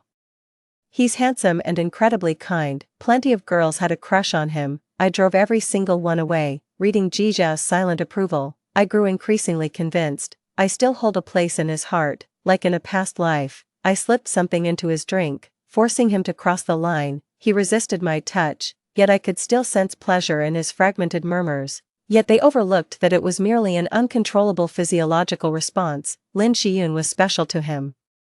Even a decade after her death, Ji Zhao still hadn't forgiven me. I suppressed the overwhelming bitterness in my heart and let out a slow breath. He gave Lin Shiyun a deep bow. "I'm sorry for causing you harm the other day, and for publicly humiliating you. Could you forgive me?" Lin Shiyun glanced cautiously at Ji Zhao, and only spoke after seeing his silence. "It's alright, don't worry about it, I forgive you." I looked up and met Ji Zhao's gaze. His eyes held emotions I couldn't decipher. 4. In my past life, there was another reason I disliked Lin Shiyun. I've seen her hanging around with Zhang Henian, the school bully, more than once. Zhang Henian is my brother's sworn enemy. He's got a nasty personality and loves making trouble for my brother. I strongly suspect Lin Shiyun was sent to play with my brother's emotions, so I've been giving her a hard time, no matter what the truth is this time. I have to get to the bottom of it. To bring the two who missed each other in their past life back on track. So I started pestering Lin Shiyun, saying I felt guilty and wanted to be friends with her. At first, she was still somewhat wary. Only after realizing I meant no harm did they let their guard down. I casually probed, "So, what do you think of my brother?" A blush crept up Lin Shiyun's ears. "Ji Zhao, he's helped me a lot. He adores animals too, always feeding the neighborhood cats and even getting them neutered. I think he's genuinely kind." Just as I thought, they're deeply in love with each other. Lin Shiyun is truly exceptional. She came from a modest background but was remarkably driven, funding her education through scholarships, the classic resilient rose growing through concrete. My brother's handsome, ranked top in his class, and inherited a fortune from Aunt G. Anyone would say they're a perfect match, even though I'd known it all along. My heart still ached with bitter jealousy. That evening, Ji Zhao knocked on my door for the first time in ages. He didn't dare come in. Last time he barged into my room unannounced. He discovered my shameful secret. I spoke up first. "I was just looking at potential schools to apply to, nothing else." Ever since my rebirth, I could sense Ji Zhao still keeping his distance from me. Even without that kiss, he could never accept the girl he raised like a sister having feelings for him. And even without that kiss, I still couldn't let go of Ji Zhao. He cleared his throat awkwardly. "Why haven't you been walking home with me lately?" I was surprised. That wasn't what I expected him to ask. "Because I need to get used to life without you," I whispered to myself silently. Even today, I was looking for a school far from Ji Zhaoyuan. Anyway, both he and Lin Shiyun have excellent grades, they'll definitely end up at the same school. As for me, the farther away from him, the better. I made up a flimsy excuse on the spot. Shiyun and I get along pretty well. So we decided to walk home together and chat. Even I didn't quite believe my own words. Ji Zhao stared at me unblinkingly, making my skin crawl. I asked defiantly, "Am I interrupting something?" He frowned and flicked my forehead. "What nonsense are you thinking? Nothing like that's happening." He ran a slightly irritated hand through his hair. "Fine, maybe it's good for you to make more friends." 5. That day, I walked home with Lin Shiyun as usual. She'd opened up to me considerably, and I wanted to uncover the truth behind her fatal fall in our previous life. Everyone believes I was the one who pushed her off the building, even Ji Zhao thinks so, given my long rap sheet, but I didn't even get to touch the hem of her garment. She just jumped down while crying all by herself. I wondered if something had happened in Lin Shiyun's family that drove her to suicidal thoughts. "Shiyun, whatever's troubling you, you must tell me. Share your difficulties with me, I'll help you solve them." Lin Shiyun froze for a moment before her eyes welled up with tears. She's clearly hiding something. Just as she was about to speak, a gang of hoodlums suddenly emerged from the alley. The intruders meant trouble, wielding metal rods ripped from classroom desks. My childhood self-defense training barely kept me in the fight against them. Lin Shiyun wasn't faring nearly as well. Seeing the rod about to strike her, I instinctively threw myself in front of her. Then everything went black. When I came to, a searing pain shot from the back of my head down my spine, covered in mud. I barely had time to process the shocking scene before me. Lin Shiyun lay naked beside me. "Hey, Lin Shiyun, what's wrong with you?" My voice trembled as I scrambled for the phone nearby without thinking. All I wanted was to reach my brother as quickly as possible. But the phone was shattered, completely unresponsive. A blinding light suddenly flashed across my face. Instinctively, I lowered my head and squinted. Police sirens wailed amidst Ji Zhao's furious shouts. I felt a forceful shove that sent me stumbling onto the nearby steps. "Ji Xingyao, I really thought you'd changed for the better. Turns out you were just biding your time to pull this stunt today." Ji Zhao's eyes burned crimson with fury. I stared at him blankly, the realization dawning on me belatedly. He'd misunderstood everything. "Bro, no. It wasn't me." Ji Zhao lifted Lin Shiyun into his arms. "You're holding the phone and still denying it. Delete those photos right now. You're in big trouble when we get home." I stood frozen, watching his retreating figure until my vision blurred with tears. It really wasn't me. At last, all strength drained from my body as darkness swallowed my vision once more. 6. I dreamed that in my past life, Ji Zhao had been this furious with me before. When Lin Shiyun fell from the building and I was taken in for questioning, it was the first time Ji Zhao ever hit me, a resounding slap across the face. "How could you do such a thing? I'm deeply disappointed in you. I wish I'd never had a sister like you." His eyes held a grief so profound it had turned eerily calm. Can't blame him.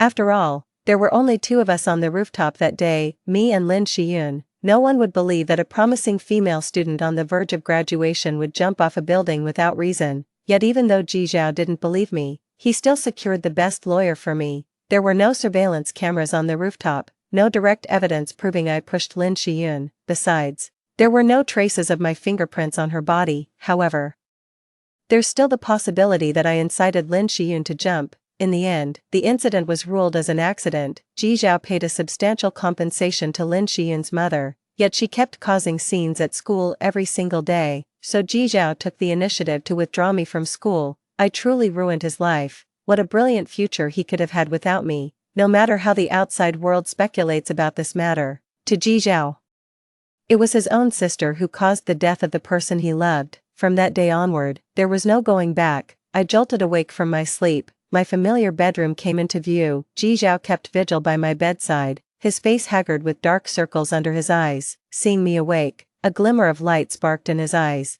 Then he pulled me into a tight embrace. 7. Turns out Lin Shiyun woke up before me. She explained everything that had happened. I got knocked out trying to protect her. Those punks took photos of her and fled the scene. Ji Zhao held me tight, his body trembling uncontrollably. He kept murmuring apologies over and over. "I'm sorry, Yao Yao, I'm so sorry. It was my fault for blaming you. It's my fault for not taking better care of you, and for blaming you without even hearing your side. You should just hit me already." His body trembled visibly against mine, the warmth radiating between us making my eyes grow hot with unshed tears. All the pent-up grievances of these past days came flooding out. I smeared tears and snot all over Jijao's clothes. Bro, it's all my fault. If I hadn't been such a jerk before, you wouldn't distrust me now. I shook my head desperately, hoping Jijiao would believe my promise. I was really wrong. I'll never bother you or make things difficult for you again. I'll stop longing for you romantically. I just want to be your sister, forever and always.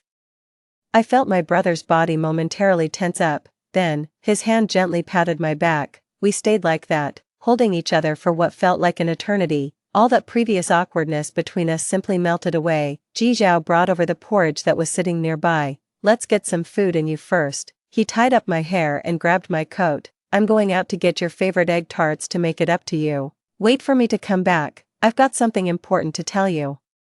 I obediently watched Jijiao, sensing something subtly different about him, as if he'd steeled himself for some decisive action. I waited so long, but Big Brother never came back. Instead, I got a message from Lin Xian first. Yao Yao, please, meet me on the school rooftop. You must come alone, please, I'm begging you. 8. I dashed out of the house like a madman. Why did this still happen? The abbot's words kept echoing in my mind. What's done cannot be undone, so I can't change anything after all.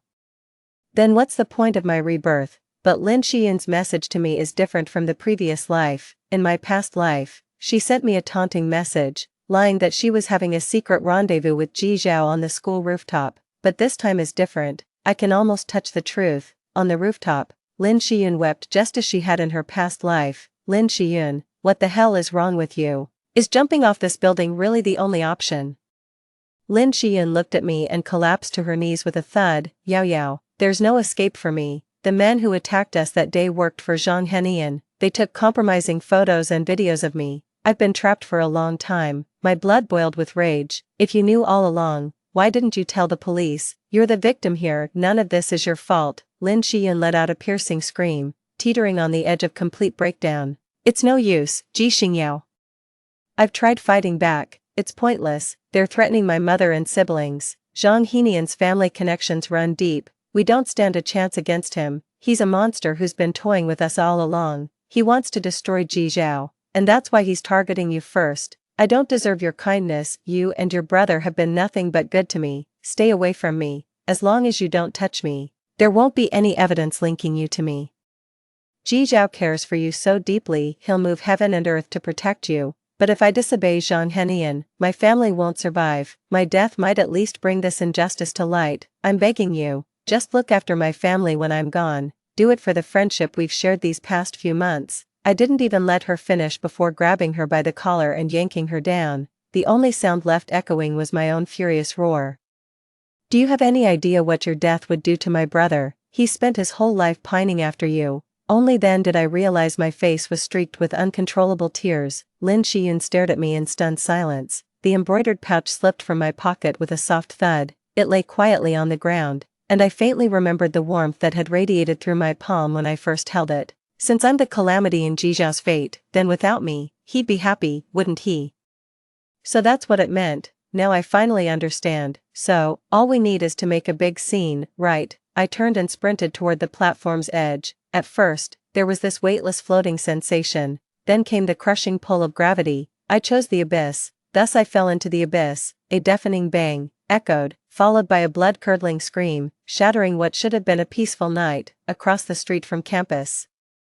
Jijiao nearly dropped what he was holding when the sudden explosion shook him. These were the last egg tarts left. The shop he originally planned to visit was closed. After checking several places, he finally discovered this newly opened spot near the school. The crowd around gradually grew noisy. Someone's dead. A student jumped. Female. Jijiao turned her head toward the school, suddenly recalling that deafening noise. My heart gave a sharp twinge of pain. 9. Jijiao found himself inexplicably drawn toward the school. He'd never been one to chase after excitement, but that day, a voice inside him seemed to whisper, "You should go take a look." He spotted Lin Xian. She was sobbing on the floor, calling out Ji Xingyao's name between tears. Why would she be calling Ji Xingyao's name? Panic surged through Jijiao as his hands moved uncontrollably, frantically pushing through the crowd, the figure lying on the ground. There was no way he wouldn't recognize her.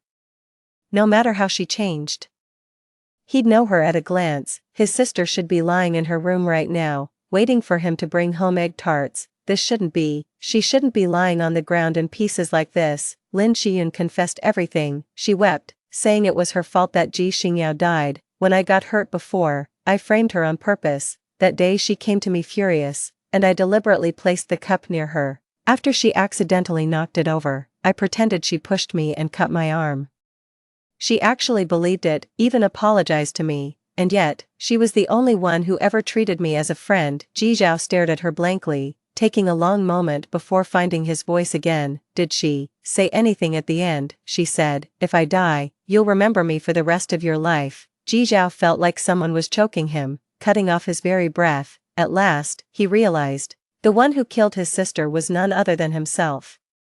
Ji Zhao still vividly remembered the day he told Jixinjao to burn the diaries. She stood in the courtyard, tears streaming down her face as she burned them. His heart ached with a sharp pang. He asked Nanny Wu to call Jixinjao back inside, yet his feet carried him uncontrollably toward the pile of ashes. One book remained unburned. He stamped out the flames. Those elegant characters inside were ones he'd patiently taught stroke by stroke. Would my brother think I'm disgusting if he knew I love him? At that moment, nothing seemed to matter anymore. She didn't deserve the blame. He had no right whatsoever to blame Ji Xingyao. In this world, no matter what mistakes Ji Xingyao makes, his sins are always magnified. He's just too afraid to take that step. If one day Ji Xingyao stops loving him, she had seen a better and broader world. When other men made her realize her brother was actually insignificant, they couldn't even remain siblings anymore.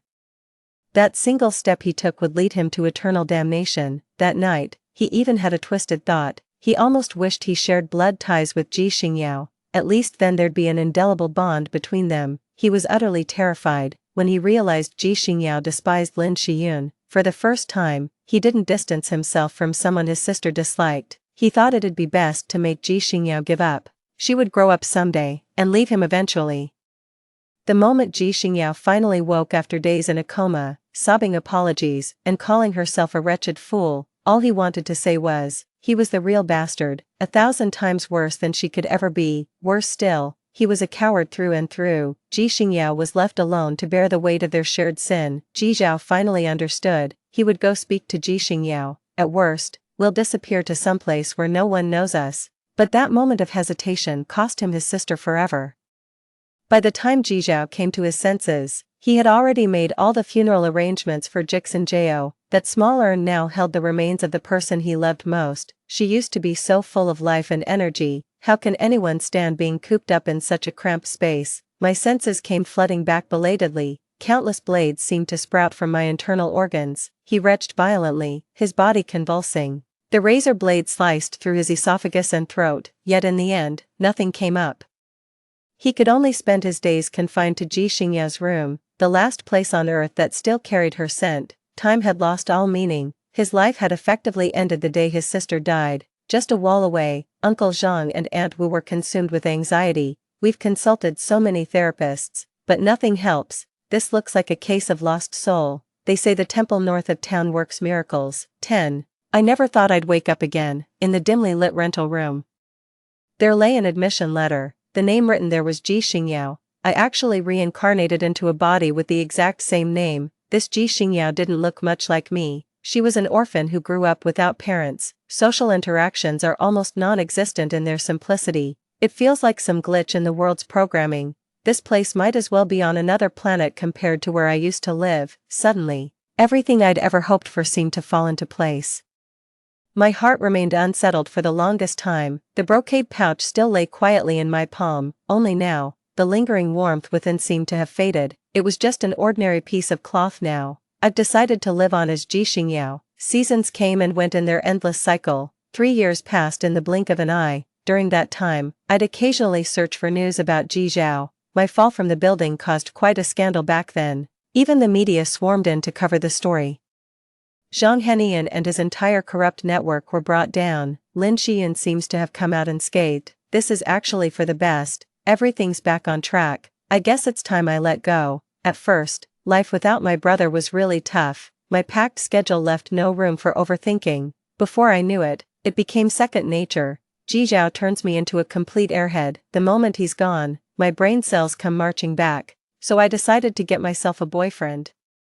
Maybe a relationship would finally free me from Jizhao completely, not just physically. I need to break free emotionally too. I can't possibly watch over my brother forever. Besides, as far as he's concerned, I'm already dead to him. 11. Lu Ming is my classmate. He's got good looks and a great personality, but I've truly given it my all, only to find it's just not working, still not working. I simply can't accept anyone but Jizhao. I'm starting to doubt if I'm even straight, more like Jizhao sexual.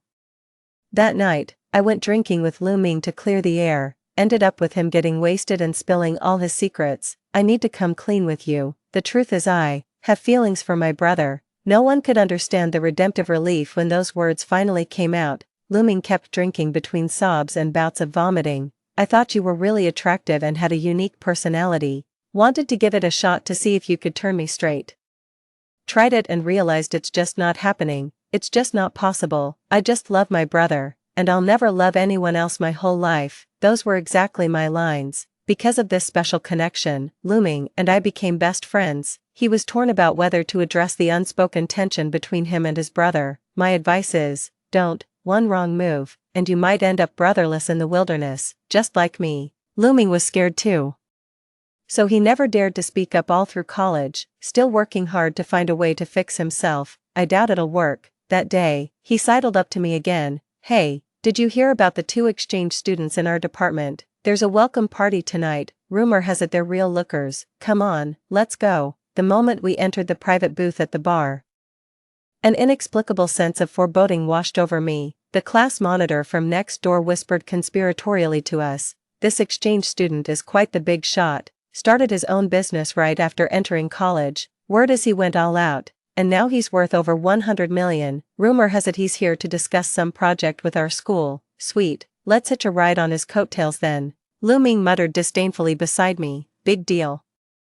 My brother was managing our family business during college too. I couldn't be bothered with him. My heart was pounding violently. Just as we took our seats, a towering figure walked in. The streamers prepared by the class monitor burst open with a pop. I looked up to see. Her blood ran cold in an instant. Across from her, the man's features gradually came into focus under the light. He wore a heavy black overcoat that seemed cut from the night itself, shielding him from all external emotions.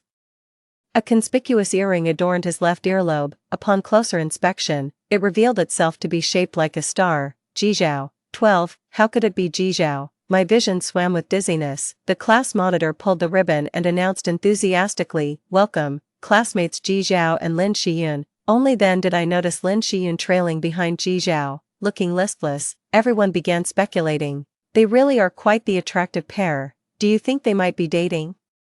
Lu Ming nudged me and whispered, "But honestly, he's still not as handsome as my brother." I immediately shot him a glare. Bullshit, obviously, my brother's way better looking. Lu Ming looked baffled when I suddenly snapped at him. "Did you wake up on the wrong side of the bed?" I clamped my hand over his mouth, trying to make myself as inconspicuous as possible, though initially, this body looked quite different from my original one. Yet after 3 years, the resemblance only grows stronger. Thank goodness I wore a mask when I came today. Jizhao barely glanced at me when entering, then completely ignored this direction. Definitely didn't recognize me. The classmates suggested playing truth or dare together. Jizhao was already strikingly handsome, and being today's main character made him even more noticeable. All eyes were on him, just like Lu Ming. They were all burning with curiosity about that question. Someone finally seized the chance to ask Jizhao a question. "Do you have a girlfriend?" 13. "I do." Jizhao's calm response dashed many hopes in the room, yet some still refused to give up. The next round of questioning began. "Is your girlfriend in this room?" All eyes were fixed intently on Jizhao. My heart involuntarily skipped a beat. Jizhao raised his eyes. Or was it just my imagination? His gaze seemed to flicker in this direction. Here, that completely dashed everyone's last hope. Jizhao just arrived with his girlfriend still present. "That's none other than Lin Shiyun." Alright, I admit, even knowing the answer, I still feel a pang of sadness. Looking back, maybe dying back then would have been for the best. If I had to stay by Jizhao's side, watching him get married and start a family, I'd probably lose my mind too. The second half felt rather dull. A guy sitting next to Jizhao suddenly perked up, pointing at his earring like he'd spotted something fascinating. "Your earring is so unique, looks like it's filled with flowing sand." A hint of expression finally surfaced on Jizhao's face. He touched the star-shaped earring on his earlobe, a tender smile curling at the corner of his lips. Yes, these are my sister's ashes. Everyone suddenly fell silent. The class monitor sobered up instantly and quickly changed the subject, but some drunkard, completely oblivious to the awkward atmosphere, blurted out, "So why stars? Is there some special meaning behind them?" This time, I truly felt it. Ji Zhao's gaze rested upon me. "That's because her name is Ji Xingyao, 14, my back is drenched in sweat." All my classmates turned to look at me. What a coincidence, we've got a Ji Xingyao in our class too. That's serendipity, it's such an uncommon name. Xingyao, why are you still wearing a mask today? My heart was pounding so hard it felt like it might leap out of my throat. Ji Zhao stared straight at me, determined not to miss the slightest change in my expression. I faked a cough and deliberately lowered my voice. "Oh. Haha, what a coincidence. I grew up in an orphanage myself, always wanted to have an older brother, got hit by hay fever today." "Does Ji Zhao's younger sister get pollen allergies too?" Lu Ming gave me a puzzled look. "Since when do you have pollen allergies? How come I didn't know?" I want to rip his mouth off. No, Ji Zhao kept staring, but the flickering light in the room made it impossible to read the emotions in his eyes. "But she's an exceptional liar." I was sweating bullets, thankfully.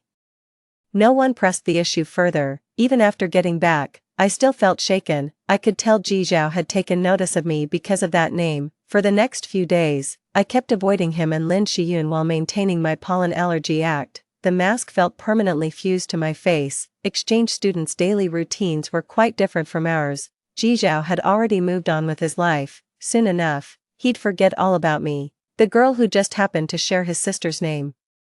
That's what I originally thought, but things didn't go as planned. 15. Ji Zhao keeps haunting me, though technically speaking, I'm the actual ghost here. Went to the cafeteria for a meal, and there he was sitting at the table across from me. Went to grab a coffee, and he casually bought 2 cups right next to me. So annoying, no need to ask. The other cup was definitely for Lin Shiyun. Finally had a day without running into him, so I asked Lu Ming to meet at the cafe across from campus. Ready to treat ourselves. The food had just been served when Ji Zhao walked in. Lu Ming was wolfing down his meal across from me. He barely glanced my way before noticing I hadn't touched my food. "Why aren't you eating? You go ahead." He gave a shit-eating grin. "Then I'll help myself." Then proceeded to swipe all the omelette rice and strawberry parfait in front of me. A tall figure came to stand beside us. A fresh parfait and several piping hot egg tarts were placed before me. "Eat up."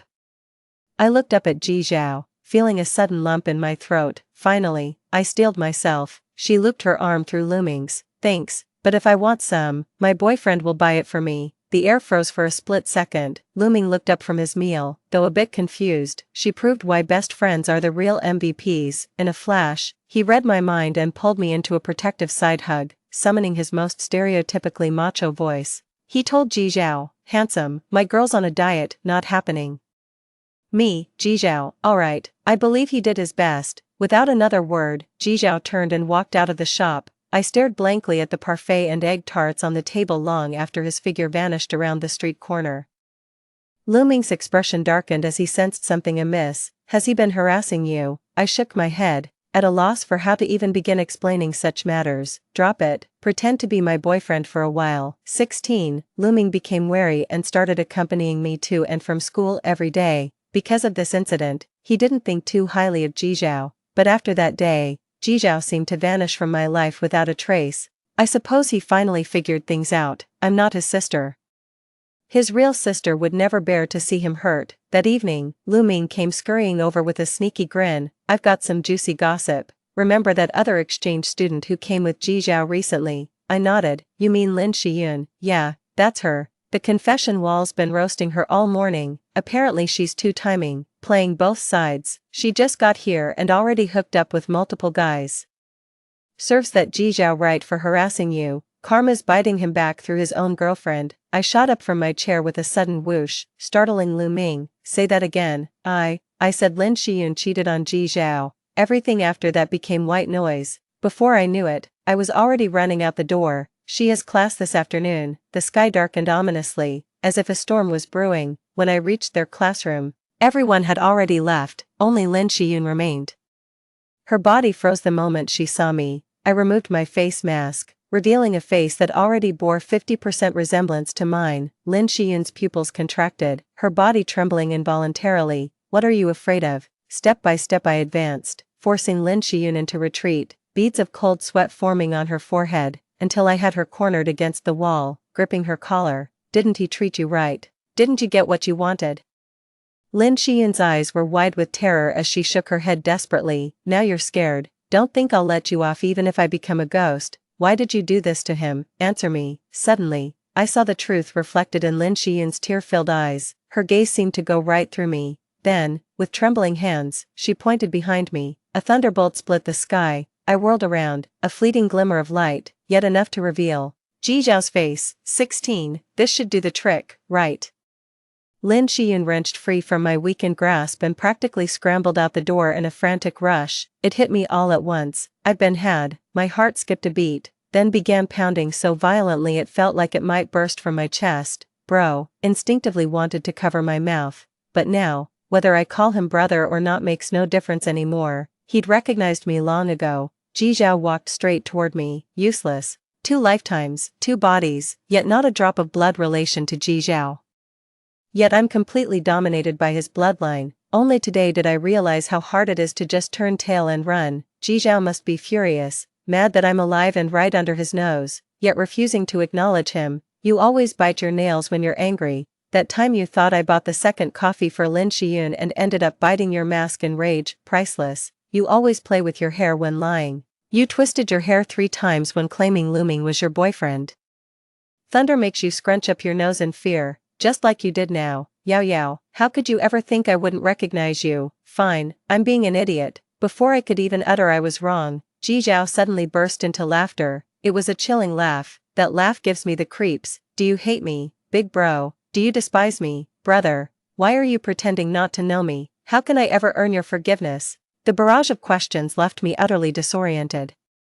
Yet Ji Zhao's voice remained perfectly calm. So calm it sounded like he was discussing someone else's affairs, yet his eyes burned with a terrifying madness that chilled the soul. I retreated step by step until the cold glass pressed against my back. No escape remained. Ji Zhao offered what might have passed for a gentle smile. "Would you prefer me on my knees, or would you rather beat me up, make it hurt, or should we do something you'd enjoy more? How about that new collar you bought? You know your big brother can't refuse you anything. I'm better than those other men, more what you really want. No one in this world could ever be closer than we are." A look of abject pleading crossed Ji Zhao's face. "I've never cared for anyone else. You're the only one I love, so please, don't throw me away again." At that moment, only one thought flashed through my mind. Ji Zhao, has he gone mad? He was supposed to be the aloof moon in the sky, a deity seated high upon the sacred altar. Why would you say something like that? My brain couldn't process it fast enough, yet I still sensed something off about his words. Collar, wait, when did I ever buy a collar? All I have is, my mind exploded like a bomb went off inside, every coherent thought was blown to pieces. I stared at Ji Zhao in horror. In my past life, I once bought a collar, but never got to use it. Before my brother died, before our last argument, Ji Zhao suddenly gripped my throat, silencing my unfinished words with his lips. It was a kiss both lingering and fierce, as if trying to devour everything, yet handling with utmost care. The rain pattered softly. It suddenly dawned on me. So that's how it is. I'm not the only one standing in the rain, enduring the damp and mud. Ji Zhao is just as tainted as I am. 17. A slender shard of light crept through the window. I woke up feeling something heavy on me. Opening my eyes, I saw Ji Zhao's face looming close. A glance at my phone showed 9 o'clock. I sprang out of bed. The commotion was loud enough to wake Ji Zhao. He lazily cracked his eyes open, hooking an arm around me to drag me back from the edge of the bed and pin me down. "Sleep a little longer." My face flushed when I noticed the ring of teeth mark still visible on his arm. I have class." The moment Ji Zhao loosened his grip, I bolted into the bathroom. I could still hear his sigh behind me. "Never knew you were this studious before." In the restroom, I stared at the mottled marks on my skin. Guess I'll need to bundle up later. At least it's still early spring, or people might think I've lost my mind. I certainly didn't hold back either. Ji Zhao's back probably didn't fare much better. By the time I dawdled out of the bathroom, Ji Zhao had already freshened up and was fully dressed outside. The flush on my face hadn't completely faded yet, leaving me feeling rather awkward. "You're going too, but don't you have no classes today?" Ji Zhao was putting on his shoes when he glanced at me. I'm surprised you memorized my class schedule so well. I guiltily rubbed my nose. After all, I'd only memorized his class schedule so thoroughly to avoid him in the first place. The early spring morning was bitingly cold. I suddenly felt dizzy, as if time had lost all meaning. Ji Zhao was fine, and so was I. We could still go to school together, as if time had stood still. I pressed close to Ji Zhao, and he simply wrapped me inside his overcoat. Hee. It's been so long since I went to school with my big brother, MHM. A faint smile played on Ji Zhao's lips, though his voice sounded subdued. Ugh, I feel like my brother's turned into a bitter gourd, though I'm probably the one mostly to blame for this. Last night when I was half asleep from exhaustion, I heard him ask, "What if I wake up and you're gone again?" I hugged my brother around the waist, about to comfort him. A furious roar suddenly erupted from far behind us, then I was yanked backward by tremendous force. Both Ji Zhao and I froze in shock. Turning around, I saw Lu Ming. He yanked me behind him like a mother hen protecting her chicks, glaring furiously at my brother. "Ji Zhao, I'm warning you, stay away from my girlfriend, or you'll regret it." Oh no, I'd completely forgotten about him. Ji Zhao froze momentarily before furrowing his brows in realization. His face was a picture of sheer theatricality, equal parts furious and wronged. "Are you trying to drive me to an early grave?" I shook my head so hard it was like a rattle drum, flustered as I pushed Lu Ming away and dashed to Ji Zhao's side. "Let me introduce you, this is my brother." Lu Ming's eyes widened, his gaze darting frantically between me and Ji Zhao. "But your sister isn't," then gave me a look like they'd seen a ghost. "This matter is rather complicated. I'll explain everything to you properly later." Ji Zhao took my hand with a possessive air, like staking a claim. "Allow me to introduce myself. I used to be her brother. Now I'm her boyfriend, and eventually I'll be her husband." The sheer weight of that statement left Lu Ming frozen in place like a statue. After a long pause, confusion flickered in his eyes, then shock, before finally settling into overwhelming envy. Then he scampered away with an undignified squeal. Ji Zhao massaged his temples. "This is the kind of company you keep when I'm away." I wanted to defend Lu Ming's reputation, but couldn't think of any convincing arguments. All I could muster was a lame, "Actually, he's usually pretty normal." But then I heard my brother scoff. "Oh, so now you're defending other men." The pettiness made my teeth ache. "I get it, I used to be like that too." Then I silently mimed, zipping my lips. 18. In the days that followed, I spent all my time hanging out with Ji Zhao. He rented a small apartment off campus. "Take me out for a bite whenever you're free." With the apron on, all my favorite dishes magically appear on the table. Gotta admit, his campaign speech that day really had substance. "No other man compares to how perfectly you suit my taste." As for Lin Shiyun, she's already gone back. My fall back then affected her deeply. But Ji Zhao signed the letter of forgiveness. Lin Shiyun missed the college entrance exam that year, but got into a decent university the following year. She texted me with apologies, saying she shouldn't have deceived me back then, but my fatal fall seems to have traumatized her so deeply that she can't bear to face me. Not that it matters, she left me with plenty of emotional scars in our past life too. I explained the whole story to Lu Ming, who found it bizarre but reluctantly accepted it. Then came the endless bitterness. "Oh, that's wonderful, congratulations to you." When the holiday came, we returned home. Seeing my own grave was quite emotional. My grave stands beside Aunt Ji and Mom. The wind howled past my ears. I asked my brother how he found me. He said he started having severe hallucinations later, often staying in my room where he'd see me approach him, but when he tried to embrace me, he'd snap back to reality holding only my clothes.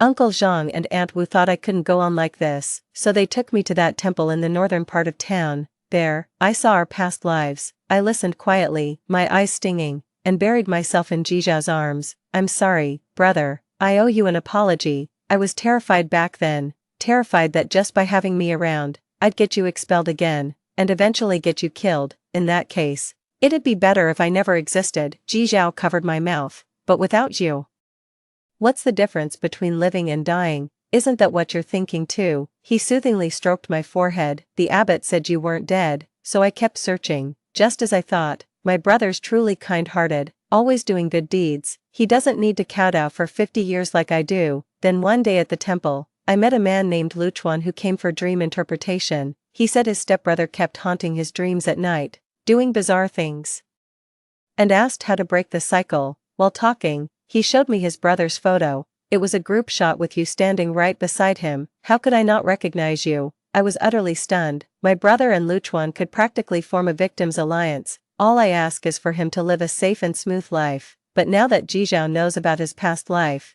then you won't get to see me turn into a little old lady. I sprang up and covered his eyes with my hands. No way.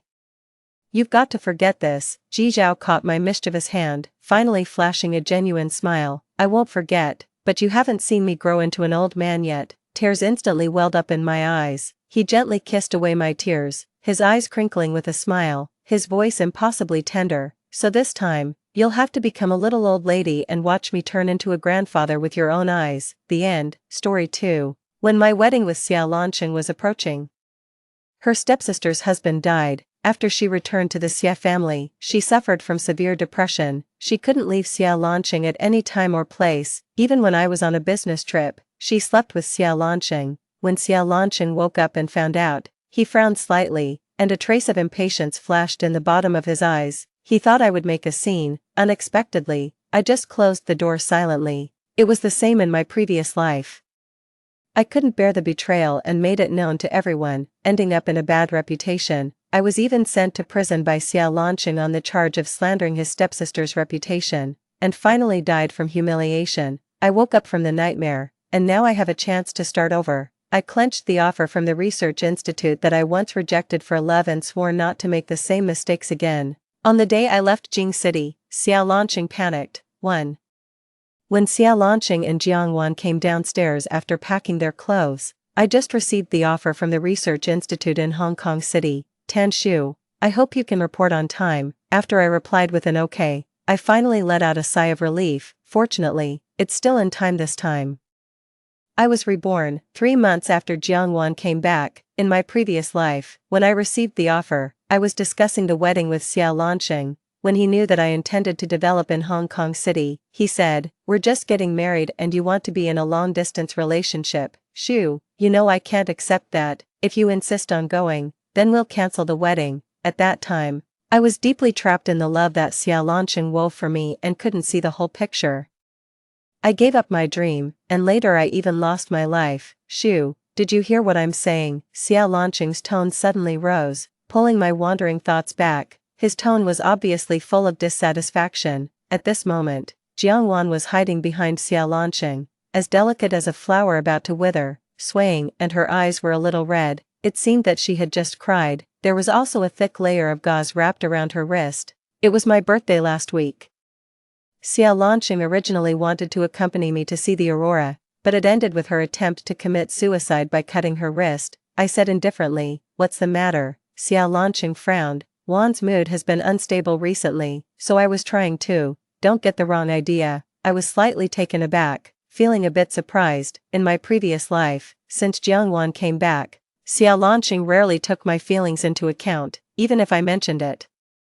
He would just hug me in his arms and act coquettishly, saying, "My Shu is the most reasonable person. Don't be angry with Wan, okay? She's ill, so let's give in to her. You surely don't want to be burdened with a life on our conscience after we get married, right?" At that time, Jiang Wan's condition was really extremely bad. She would go crazy at any time, but now, when I think about it carefully, there seems to be a pattern to her madness. For example, whenever I was alone with Xia Lanqing, she would definitely have an episode, and right now, before I could say anything more, Jiangwan bit her lip tightly, and big tears fell, making Xia Lanqing feel very sorry for her. "Sister-in-law, don't blame brother. It's all my fault. I shouldn't be ill. It's all my fault." As she said that, she suddenly slapped herself hard. She used a lot of force, and soon 5 red finger marks appeared. Xia Lanqing's face immediately darkened. And I was also stunned for 2 seconds. This trick of retreating to advance and playing the pitiful card, she really succeeded every time she used it. "Tan Shu, I've already explained. What else do you want?" Xia Lanqing said unhappily while explaining. "Does it hurt?" I interrupted him softly and looked up at Jiangwan. A trace of confusion flashed in Jiangwan's eyes. I bent down, opened the cabinet, took out the first aid kit from inside, and placed it on the coffee table. My voice was calm. "There's wound medicine in here. Let Lanqing apply it to you." "Okay, sister-in-law." I didn't mean, I smiled, but the smile didn't reach my eyes. "I understand, you're just siblings. Even if you sleep in the same bed, you won't cross the line." Xiao Lanqing frowned, opened and closed his lips to explain, but I gave him a reassuring look. Anyway, I'm leaving Jing City in half a month. Even if they really end up in bed together in the future, it has nothing to do with me, too. I closed my computer and just returned to the study. Xiao Lanqing followed me in. He looked at me, hesitating to speak. I looked up and smiled. Do you have something to say? He habitually wanted to hug me into his arms. I subtly avoided his hand, walked to the desk, and put the computer down. His movement froze in midair, and finally he could only withdraw his hand reluctantly. Shoo. My feelings for Jiangwan are just those of a brother for a sister. She was doted on by me since she was a child. Later, the Xie family needed to make an alliance through marriage, so we had to let Jiangwan marry into the Duan family. The eldest son of the Duan family treated her badly and was cruel and violent. It was a miracle that she survived. Now that she's like this, I feel responsible. I just want her to have a happy rest of her life. His tone was full of regret, and he was trying to make me understand him. My palm unconsciously tightened, and I sneered in my heart.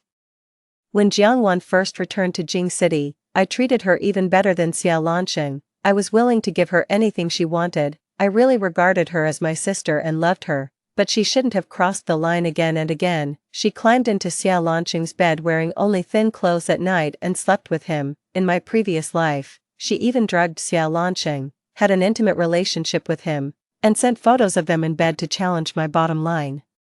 She wanted to see me go crazy, see me break down, and make Xiao Lanqing hate me. I went to Xiao Lanqing and asked him to drag Jiangwan away, but he still said, "One just lacks a sense of security." After all, we didn't go that far. These two sentences completely broke me down. I resented them and exposed all the photos. If I couldn't be happy, then no one else should either. But Xiao Lanqing took advantage of the fact that I was an orphan girl with no one to back me up.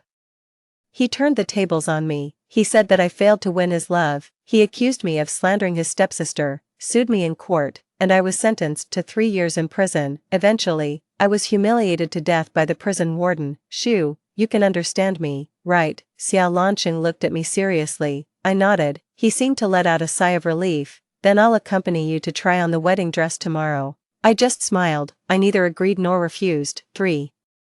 Xiao Lanqing wanted to sleep with me to ease the relationship between us. I refused him with the excuse that I was not feeling well because of my period. He opened and closed his lips, knowing that I was lying to him. He didn't say anything in the end. He gave me a complicated look in his eyes, and then said to himself as if comforting himself, "It will be better after we get married." After that, he walked out of the study. In fact, if Jiangwan didn't exist between Xiao Lanqing and me, maybe we could really grow old together. Xiao Lanqing and I were childhood sweethearts. When I got into trouble when we were young, he would take the blame for me. When I was bullied, he would roll up his sleeves and fight with others without hesitation. I was the school beauty who ranked first in the grade, and he was the school bully who always ranked second. In fact, I knew that he could have beaten me. There was always a gap of 0.5 points between us every time. Once I was so angry that I went to argue with him. He just smiled and touched my head. "It's just the first place. I want Shu to always be the first. I just want Shu to know that Shu can just keep moving forward. I, the young master, will always stand behind Shu and protect Shu." In the second year of senior high school, my parents died in a car accident. My grandmother was the only one left in my family, and she lived in Hong Kong City. I had to move back from Jing City. I still clearly remember that the young man closely followed behind me, holding my hand and wanting to go with me. It was the first time I saw him with red eyes, tears streaming down his face, crying so miserably, just like a child. I knew what he was afraid of. He was afraid that once I left, I would never return to Jing City. And he was even more afraid that we would become strangers. But I said, "It's more than 2,000 kilometers from Jing City to Hong Kong City. The flight only takes at most 3 hours. The young master Xia can't be so poor that he can't even afford a plane ticket, right?" With this joke, Xiao Lanqing would come to find me every holiday, and he wouldn't even let go of the weekend time. You see, the sincerity of a young man is burning hot. When he loved me, he could overcome all difficulties. But in the end, the story ended badly. Jiangwan was brought to the Xia family in the 3rd year of senior high school. At first, Xiao Lanqing always complained to me about this stepsister. He always felt that Jiangwan had taken away his father's love. It was me who mediated between them little by little to gradually ease their relationship, but I never expected that in the end, this would become a sword stabbing at myself. At that time, Xiao Lanqing once said, I don't care about Jiangwan at all. I only have Shu in my heart. Shu is always the most important, but later, Shu was killed by him with his own hands. The promises made in youth are ultimately too light. 4. The next day, Xiao Lanqing probably felt guilty, so he drove to Beixiang in the early morning and bought the steamed buns from the restaurant I liked the most, but before I got up, Jiangwan had eaten them all, or she accidentally knocked them over. It was obvious to everyone that Jiangwan did it on purpose. But Xiao Lanqing turned a blind eye. When I came out of the bedroom, Xiao Lanqing's well-defined fingers were holding a tissue to wipe the milk stains from the corner of Jiangwan's mouth. His movements were intimate and skillful. There was no sense of boundaries at all. Sister-in-law, Jiangwan saw me first. Xiao Lanqing had his back to me. When he heard this, his fingertips froze slightly. Finally, seeing that I didn't say anything, he pulled out a chair and sat down on his own.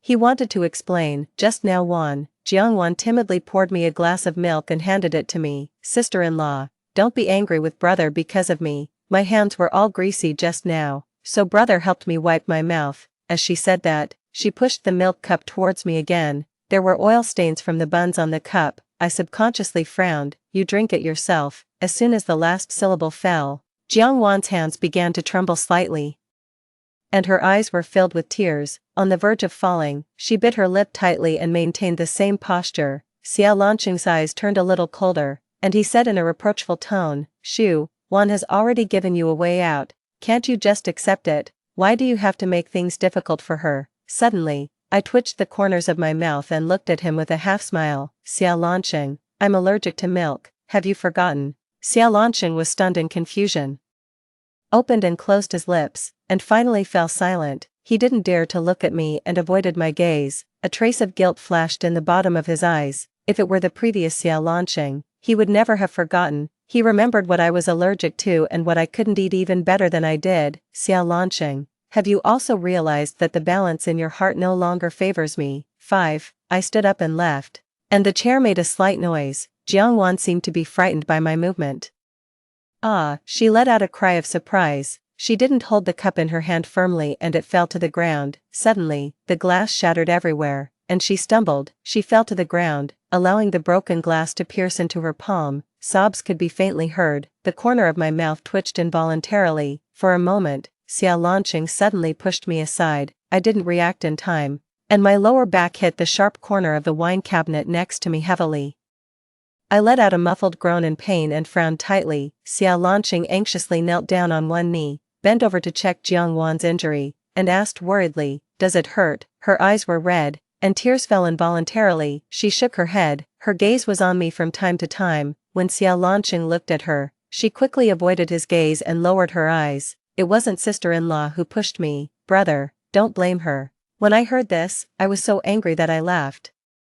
Just as Xiao Lanqing looked at me with a cold face, my already dead heart actually twitched with pain. From beginning to end, I didn't even touch Jiangwan at all. Xiao Lanqing, you also think I pushed her. Apologize, I sneered. If you want me to apologize, wait until I'm dead. Xiao Lanqing looked at me through gritted teeth.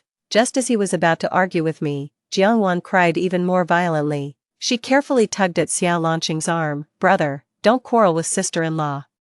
It's all my fault. I shouldn't have come back. I didn't stand firm just now. I don't blame sister-in-law. Brother, Xiao Lanqing gently reached out to soothe Jiangwan's emotions with pity. I'll take you to the hospital. Jiangwan sniffled and nodded. When she was picked up by Xiao Lanqing, she wrapped her hands around his neck and buried her face in his arms. When Xiao Lanqing passed by me, his eyes were full of disappointment. Think about it carefully by yourself.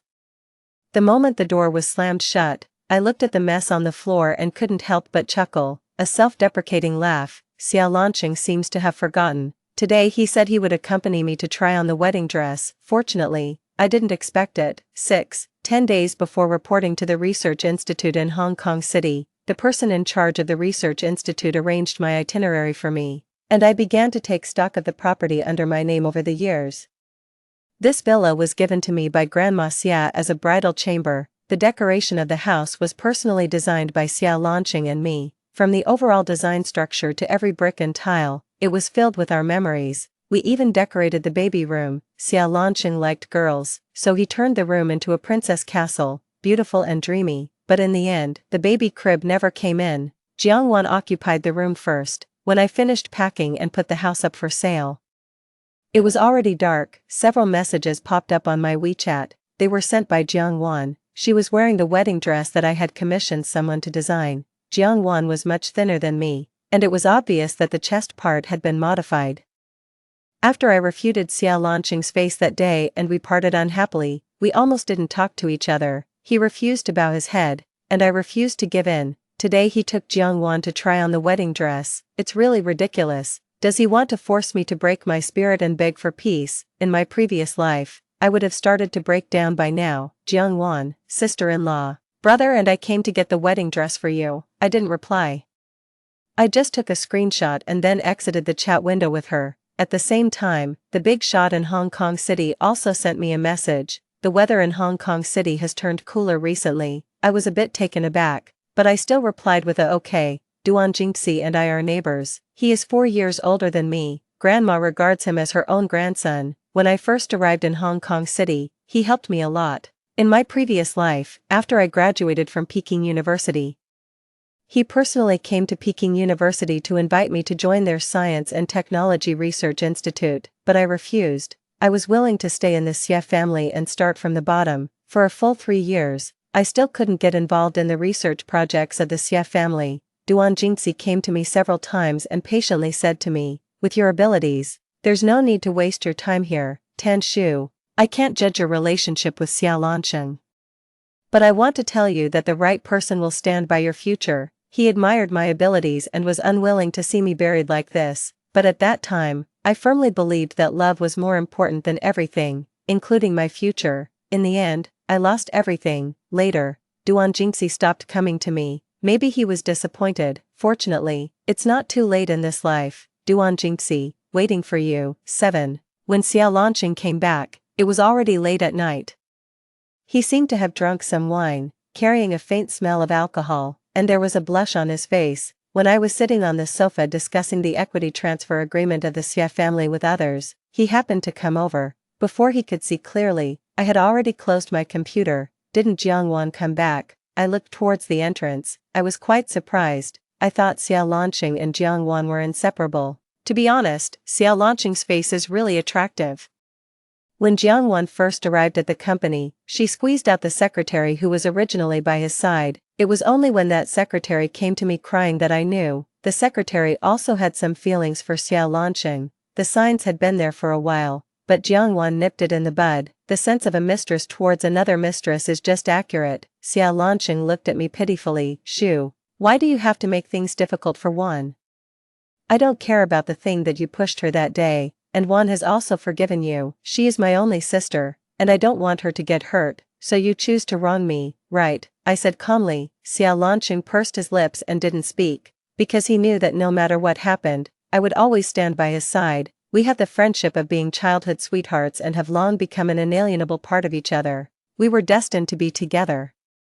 But he forgot that love will be gradually worn away. Xia Lanqing, one love can't be given to two people. If you choose me, then I hope you keep a distance from Jiangwan. If you choose Jiangwan, then we won't hold the wedding. After these words fell, Xia Lanqing noticed the seriousness in my eyes. He quickly grabbed my hand and said helplessly, Shu, I only love you. I loved you in the past, I love you now, and I will love you in the future. Wan and I are always siblings. I have no romantic feelings for her at all. I'm just feeling guilty, because I didn't have the ability to prevent her from suffering so much. His eyes turned red. Seeing that I didn't speak for a long time, he quickly stuffed the wedding dress gift bag he brought back into my arms. Shu, you can't leave me. My eyes turned cold, and I slowly pulled my hand out of his palm. The current Xia Lanqing is just like this modified wedding dress, dirty and rotten. In my previous life, that feeling of guilt cost me my life. These grievances always have to be repaid. Xia Lanqing, I'll take it that you've chosen me. Hearing my words, Xia Lanqing, who was slightly drunk, smiled at me with a curved smile. For a moment, I seemed to see the 18-year-old young man. Yeah, I love Shu the most. 8. There were only 5 days left before going to Hong Kong City. The funds from the sold equity of the Xie family also arrived in the account. Xiao Lanqing had been busy with the wedding matters these days and supervised the work in person. It seemed that he was determined to prove his innocence with Jiang Wan to me. He deliberately drew a line with her. For example, when Jiang Wan was ill, he would call the family doctor. When she couldn't fall asleep, he would ask the nanny to give her soothing soup instead of directly coaxing her and sleeping with her. You see, it's actually a very simple thing to clearly distinguish between them. But he chose to wrong me again and again. When I just came out of the study, Xiao Lanqing was sitting cross-legged by the coffee table, writing the invitation cards with great concentration. Our wedding was also going to be held half a month later. When he saw me approaching, he showed it to me with a smile. A trace of surprise flashed in my eyes. My fingers rubbed the invitation card, and then the corners of my mouth twitched into a bitter smile. I never expected that. The roles of Xiao Lanqing and I would be reversed. I still remember that in my previous life, I happily showed it to Xiao Lanqing, looking forward to his reaction. He just took a perfunctory look, said, "Stop making trouble," and then took the car keys in a hurry and went out. The smile froze on my face, and I couldn't react for a long time. That day, I sat on the sofa until the night, but I didn't wait for Xiao Lanqing to come back. Instead, I waited for the news that made me break down and despair. Jiang Wan had slept with him. "Shu, is it not well written?" He looked at me. I shook my head. "It's quite good." After getting my answer, Xiao Lanqing smiled with satisfaction again, and then talked about the wedding process on his own. I sat on the sofa, a bit distracted, until he asked me, "Shu, let's use white roses for the flowers, what do you think?" At first, I didn't come back to my senses. He called me again, "Shu." Then I casually responded and met his gaze. "Huh." Xiao Lanqing's expression was obviously a bit stiff. After hesitating for a while, a trace of loneliness flashed in his eyes. "Shu, you seem to have changed." I asked calmly, "Have I?" He opened his mouth, hesitated to speak, gave me a suspicious look, and finally said nothing. Just as he put the invitation card back, his phone rang inopportune. It was from Jiang Wan. Rarely did Xiao Lanqing not answer it immediately, but his restless expression had already betrayed him. The ringtone stopped and rang again, and then stopped and rang again, very urgently. He still didn't answer, but just clenched his fists. I sneered in my heart. Didn't Xiao Lanqing realize that the more he restrained and endured, the more he seemed to be trying to cover up something? I reminded him, "Answer it. What if Jiang Wan tries to commit suicide again?" "Wan won't do that."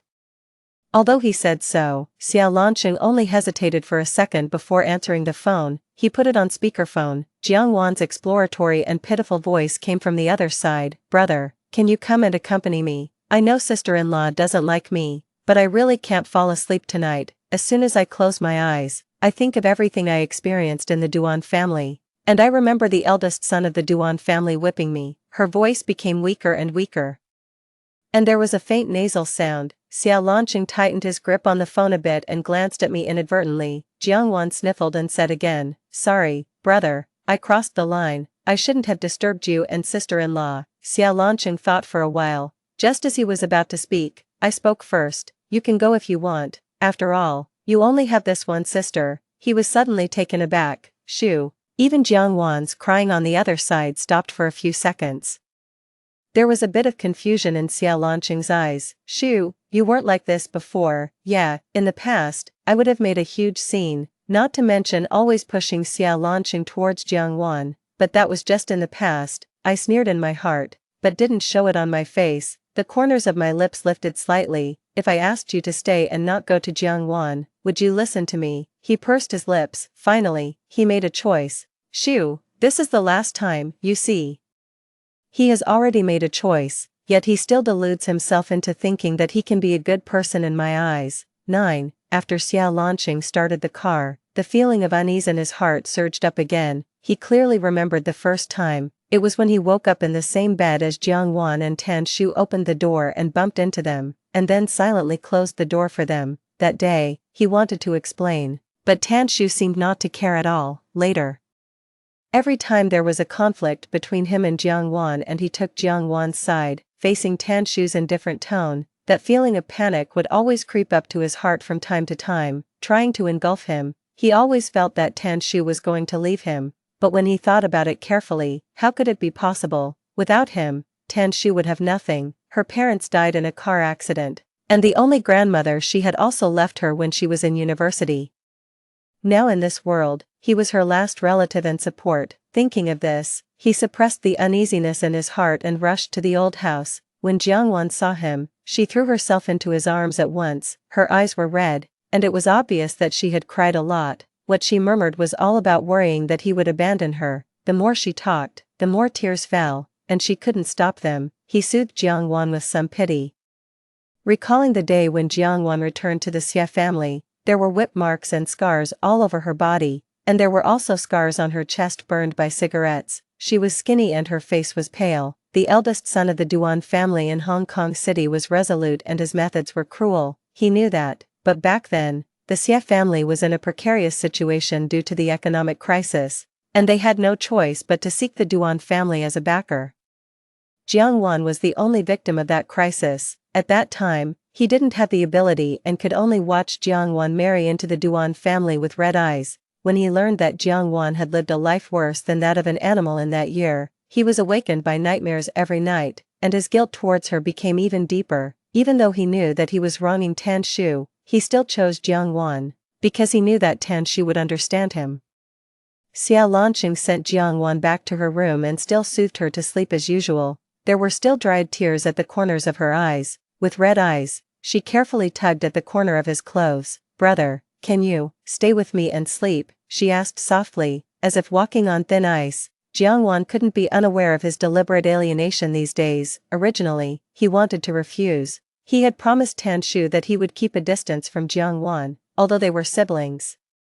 They didn't have a blood relationship after all, but when he saw her looking at him with tears in her eyes, her body thin and trembling slightly, Xia Lanqing softened his heart. He nodded. This was the last time. After marrying Tan Shu, he must never do this again. 10. The time to fly to Hong Kong City was getting closer and closer. The buyer of the house had also been found. After negotiating the price, the transfer of ownership could be carried out.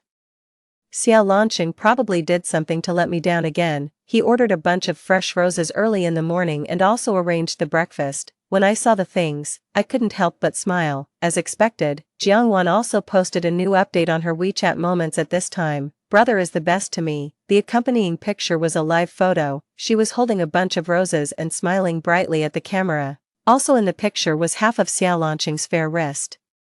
He was holding a bowl of porridge and seemed to be about to feed Jiangwan. Several mutual friends were cheering for their brother-sister relationship, and I also silently gave it a thumbs up. I thought Jiangwan would make a big scene yesterday. It seemed that I overestimated her. Jiangwan soon sent me a private message. "Sister-in-law, do you think the flowers I picked for brother are beautiful?" I still didn't reply, but this time she was like a cornered dog and continued, "Sister-in-law, you really should thank me. If it weren't for me saying that we can't favor one over the other and should also send flowers to sister-in-law, brother would have forgotten about you. Brother slept with me again yesterday. You won't be angry, will you, sister-in-law?" I sneered with the corners of my lips curled up. I knew that Jiangwan wanted to provoke me and then act like the vulnerable White Lotus as before. Unfortunately, this time her calculations failed. After taking a screenshot of the content of the chat window, I sent it to Xia Lanqing together with the words that Jiangwan had used to provoke me before, including some intimate photos of them in bed. Before he could reply, I blocked both him and Jiangwan. Now I'm glad that I didn't get the marriage certificate with Xia Lanqing in advance. 11. When Xia Lanqing rushed back in a hurry.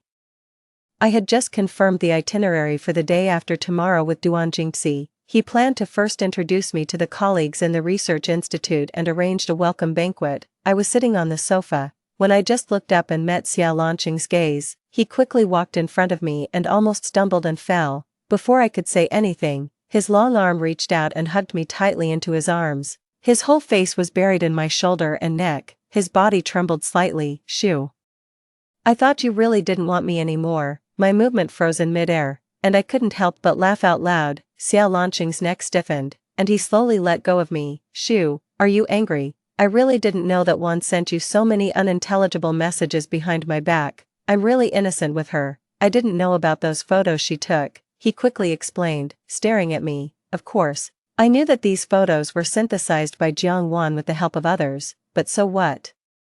It was true that Jiangwan had fallen in love with Xia Lanqing. It was true that he wronged me again and again for Jiangwan. In my previous life, he was afraid that Jiangwan's condition would worsen because of my exposure. and finally he put the blame on me and sent me to prison. This was also true, seeing that I didn't speak for a long time. Xiao Lanqing asked me cautiously, Shu, don't you believe me? Can I believe you? I asked with a smile, but the smile didn't reach my eyes. He eagerly held my hand. Of course, I will never lie to you. You have always been the only one in my heart. But why, if he loved me, did he choose to let me die? Sometimes I really want to go back and ask Xiao Lanqing in my previous life if he was awakened by nightmares in the middle of the night. Did he ever feel the slightest bit of regret for killing me? Shu, I won't betray you. Never, Xiao Lanqing still said firmly. And the affection in his eyes couldn't be faked. I didn't move. Only feeling it was ironic, but forget it, just bear with it a little longer, it's going to end. 12 Duan Jingxi sent a message, there are still 4 hours until boarding, are you ready? After leaving Jing City this time, I probably won't come back again. The day before yesterday, after Xiao Lanqing came back, he hardly went out, even when Jiang Wan called him, he could pretend not to see it. In fact, his heart isn't completely blind, it's just that his guilt towards Jiang Wan is too deep.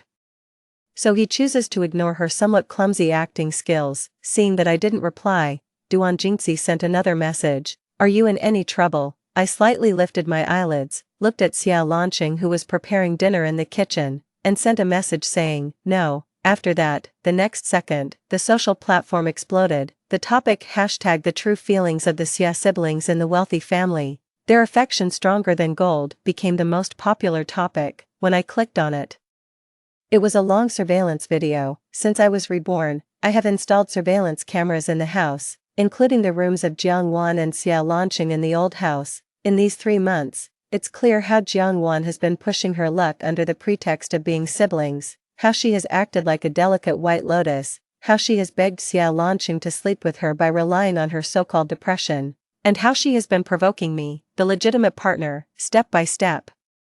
Duan Jingxi saw the trending topic soon. He used the official account of the Duan family to comment below, my eldest brother has been seriously ill for a long time, not to mention whipping anyone, he can hardly even stand up. Miss Jiang, you were brought in to bring good luck, you received 30 million yuan in pocket money every month until your hands were tired of taking it, after my eldest brother died. You even signed a divorce agreement amicably and were given a large share of the family property. Why are you now turning around and blaming others? As soon as he said these words, many friends of the Duan family in Hong Kong City also joined in to criticize Jiang Wan. Although my relationship with Duan Jingxi wasn't too bad, he likes to be quiet and lives in the countryside, so he rarely told me about the Duan family. So in my previous life, I didn't even think about his relationship with the Duan family at all. At that time, I was also blinded by anger and couldn't sort out my thoughts clearly. It was only when Duan Jingxi sent me a message in this life that I suddenly realized it and asked him to find out about Jiang Wan. Then I learned that she had been lying all along. It's just that Jing City and Hong Kong City are far apart, and the Duan family really has great power, so with just a few words from Jiang Wan, Xiao Lanqing believed her. 13. The public opinion was getting more and more intense. Xiao Lanqing prepared a good dinner with all my favorite dishes. When he brought out the last dish, the braised pork fillet, his phone on the countertop rang at the same time. He frowned slightly and didn't rush to answer it, he just glanced at the screen and then at me. Jiang Wan's ringtone was recorded by herself. It was easy to tell that it wasn't Jiang Wan calling. The old house called me. I nodded and didn't make any extra movements. In the past, I would have thoughtfully answered the phone for Xiao Lanqing and put it to his ear, but not long after Jiang Wan came back, when she called and Xiao Lanqing was drunk, I answered the phone. She cried her eyes swollen that night, and the next day Xiao Lanqing suddenly called me and scolded me harshly. He asked me, why did you stimulate Wan with your words? Don't you know that Wan is ill? Your words can make her have the tendency to commit suicide. Tan Shu, can't you be a bit more kind-hearted? Those words stunned me and even made me fall into self-doubt. It was only until Jiang Wan proudly told me, I just made something up casually, saying that you called me redundant, and brother believed it. I went to Xiao Lanqing to explain, and he just replied indifferently, I see, but later, he changed the password of his phone and never let it out of his sight. 14. Xiao Lanqing opened and closed his lips, as if he wanted me to answer the phone, but then he seemed to remember something. In the end, he remained silent. He had to first bring the dishes to the dining table, wipe his hands, and then answer the phone himself. As soon as he answered, the anxious voice of the housekeeper of the old house immediately came through. Master Xia, something terrible has happened. Miss Jiang saw the trending topic on the internet, took a knife, and locked herself in the room. The things in the room are being smashed around. Please come quickly. I'm worried that something will happen to Miss Jiang. I didn't look up at Xia Lanqing, but I could feel a burning gaze fixed on me. What trending topic? Just as the housekeeper was about to explain, the scream of a servant also came in. There's blood. Blood is flowing out of Miss Jiang's room. Call the doctor quickly. Call 120. It was in a mess at the old house. The housekeeper seemed to put the phone aside and rushed to kick the door open. Xia Lanqing asked several questions in a row, but there was no response on the other side. He clenched his fist and smashed it heavily on the dining table. He violently tore off his apron. He hung up the phone and redialed Jiang Wan's number, but it was all busy signals. He cursed in a low voice. He took anxious steps towards the outside.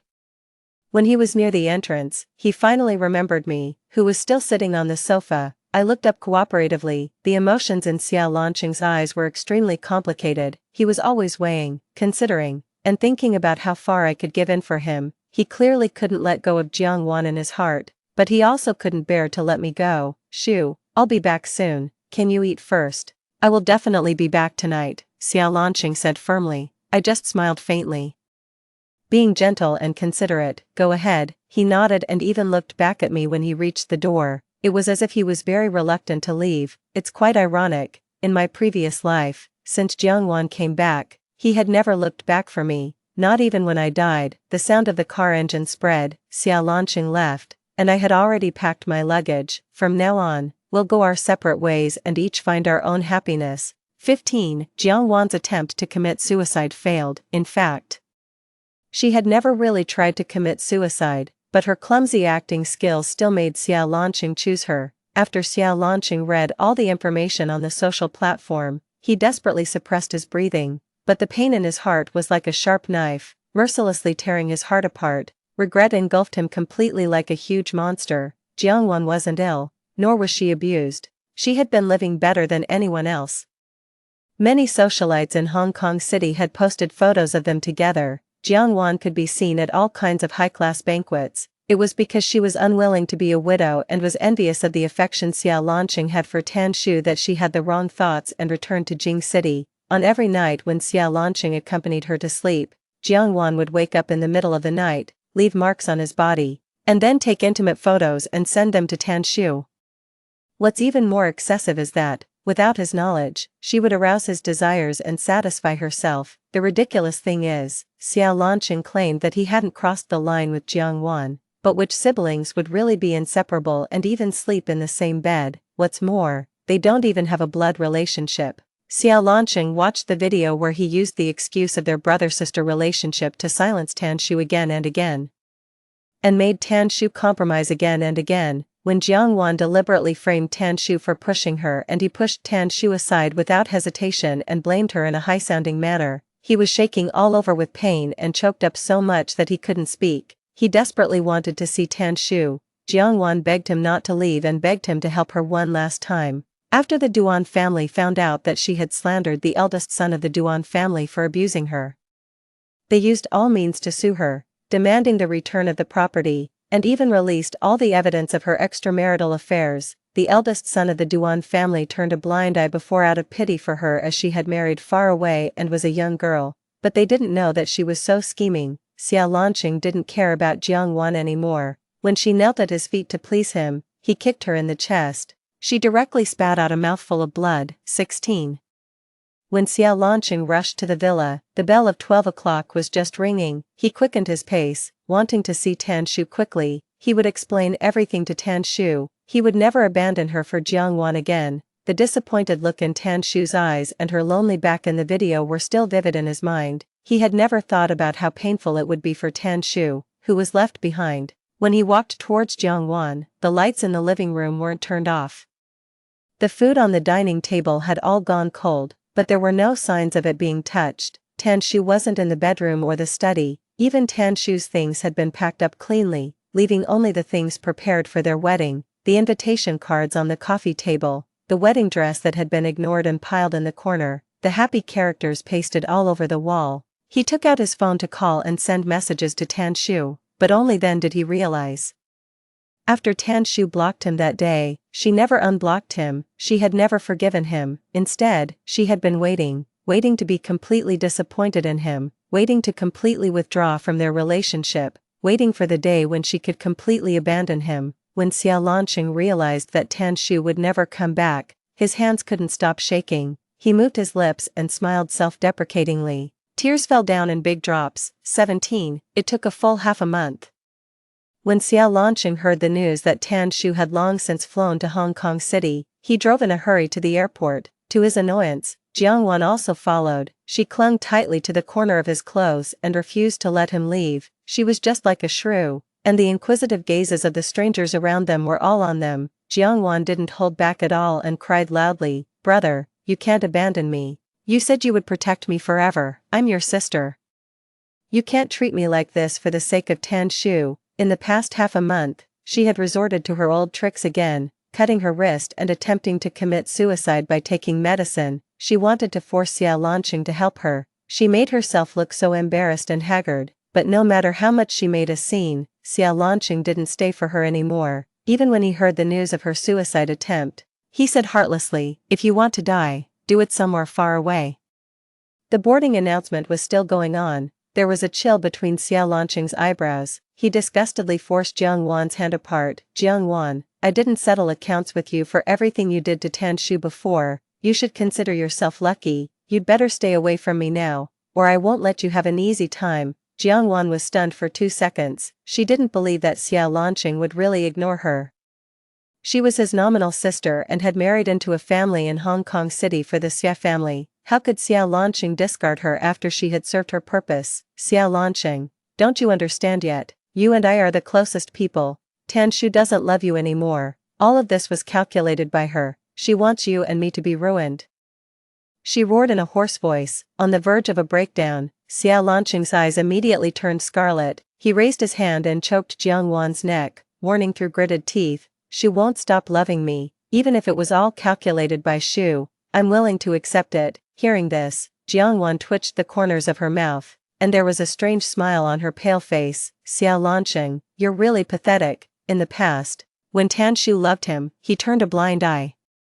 Now that Tan Shu doesn't love him anymore, he starts to regret it. It's all retribution. 18. As soon as Xiao Lanqing arrived in Hong Kong City, he was involved in a major car accident. He managed to save his life, but his legs were amputated, and he would have to spend the rest of his life in a wheelchair. After Jiang Wan heard this news, she tried every means to embezzle all the money and property of the Xia family. But just as she was leaving the country, the parents of the Xia family, who were abroad, rushed back overnight and stopped her. They also sued her in court, and she was sentenced to 10 years in prison. When I heard this news, my fingertips that were typing on the keyboard paused slightly, and then I threw myself back into my work. I just didn't expect that Xiao Lanqing would still come to find me. When I was leaving the research institute, he was sitting in a wheelchair, much thinner, with his eyes sunken in. There was nothing but darkness under his eyes. When he saw me, tears couldn't stop flowing, and his eyes were frighteningly red. "Shu, I didn't avoid him, nor did I want to reminisce about the past with him. The past was over for me. From now on, we could only be strangers." Just as I was passing by him, Xiao Lanqing choked up again and said, "I'm sorry, I didn't mean to send you to prison before." I was stunned, stopped in my tracks, and unconsciously tightened my grip on my things.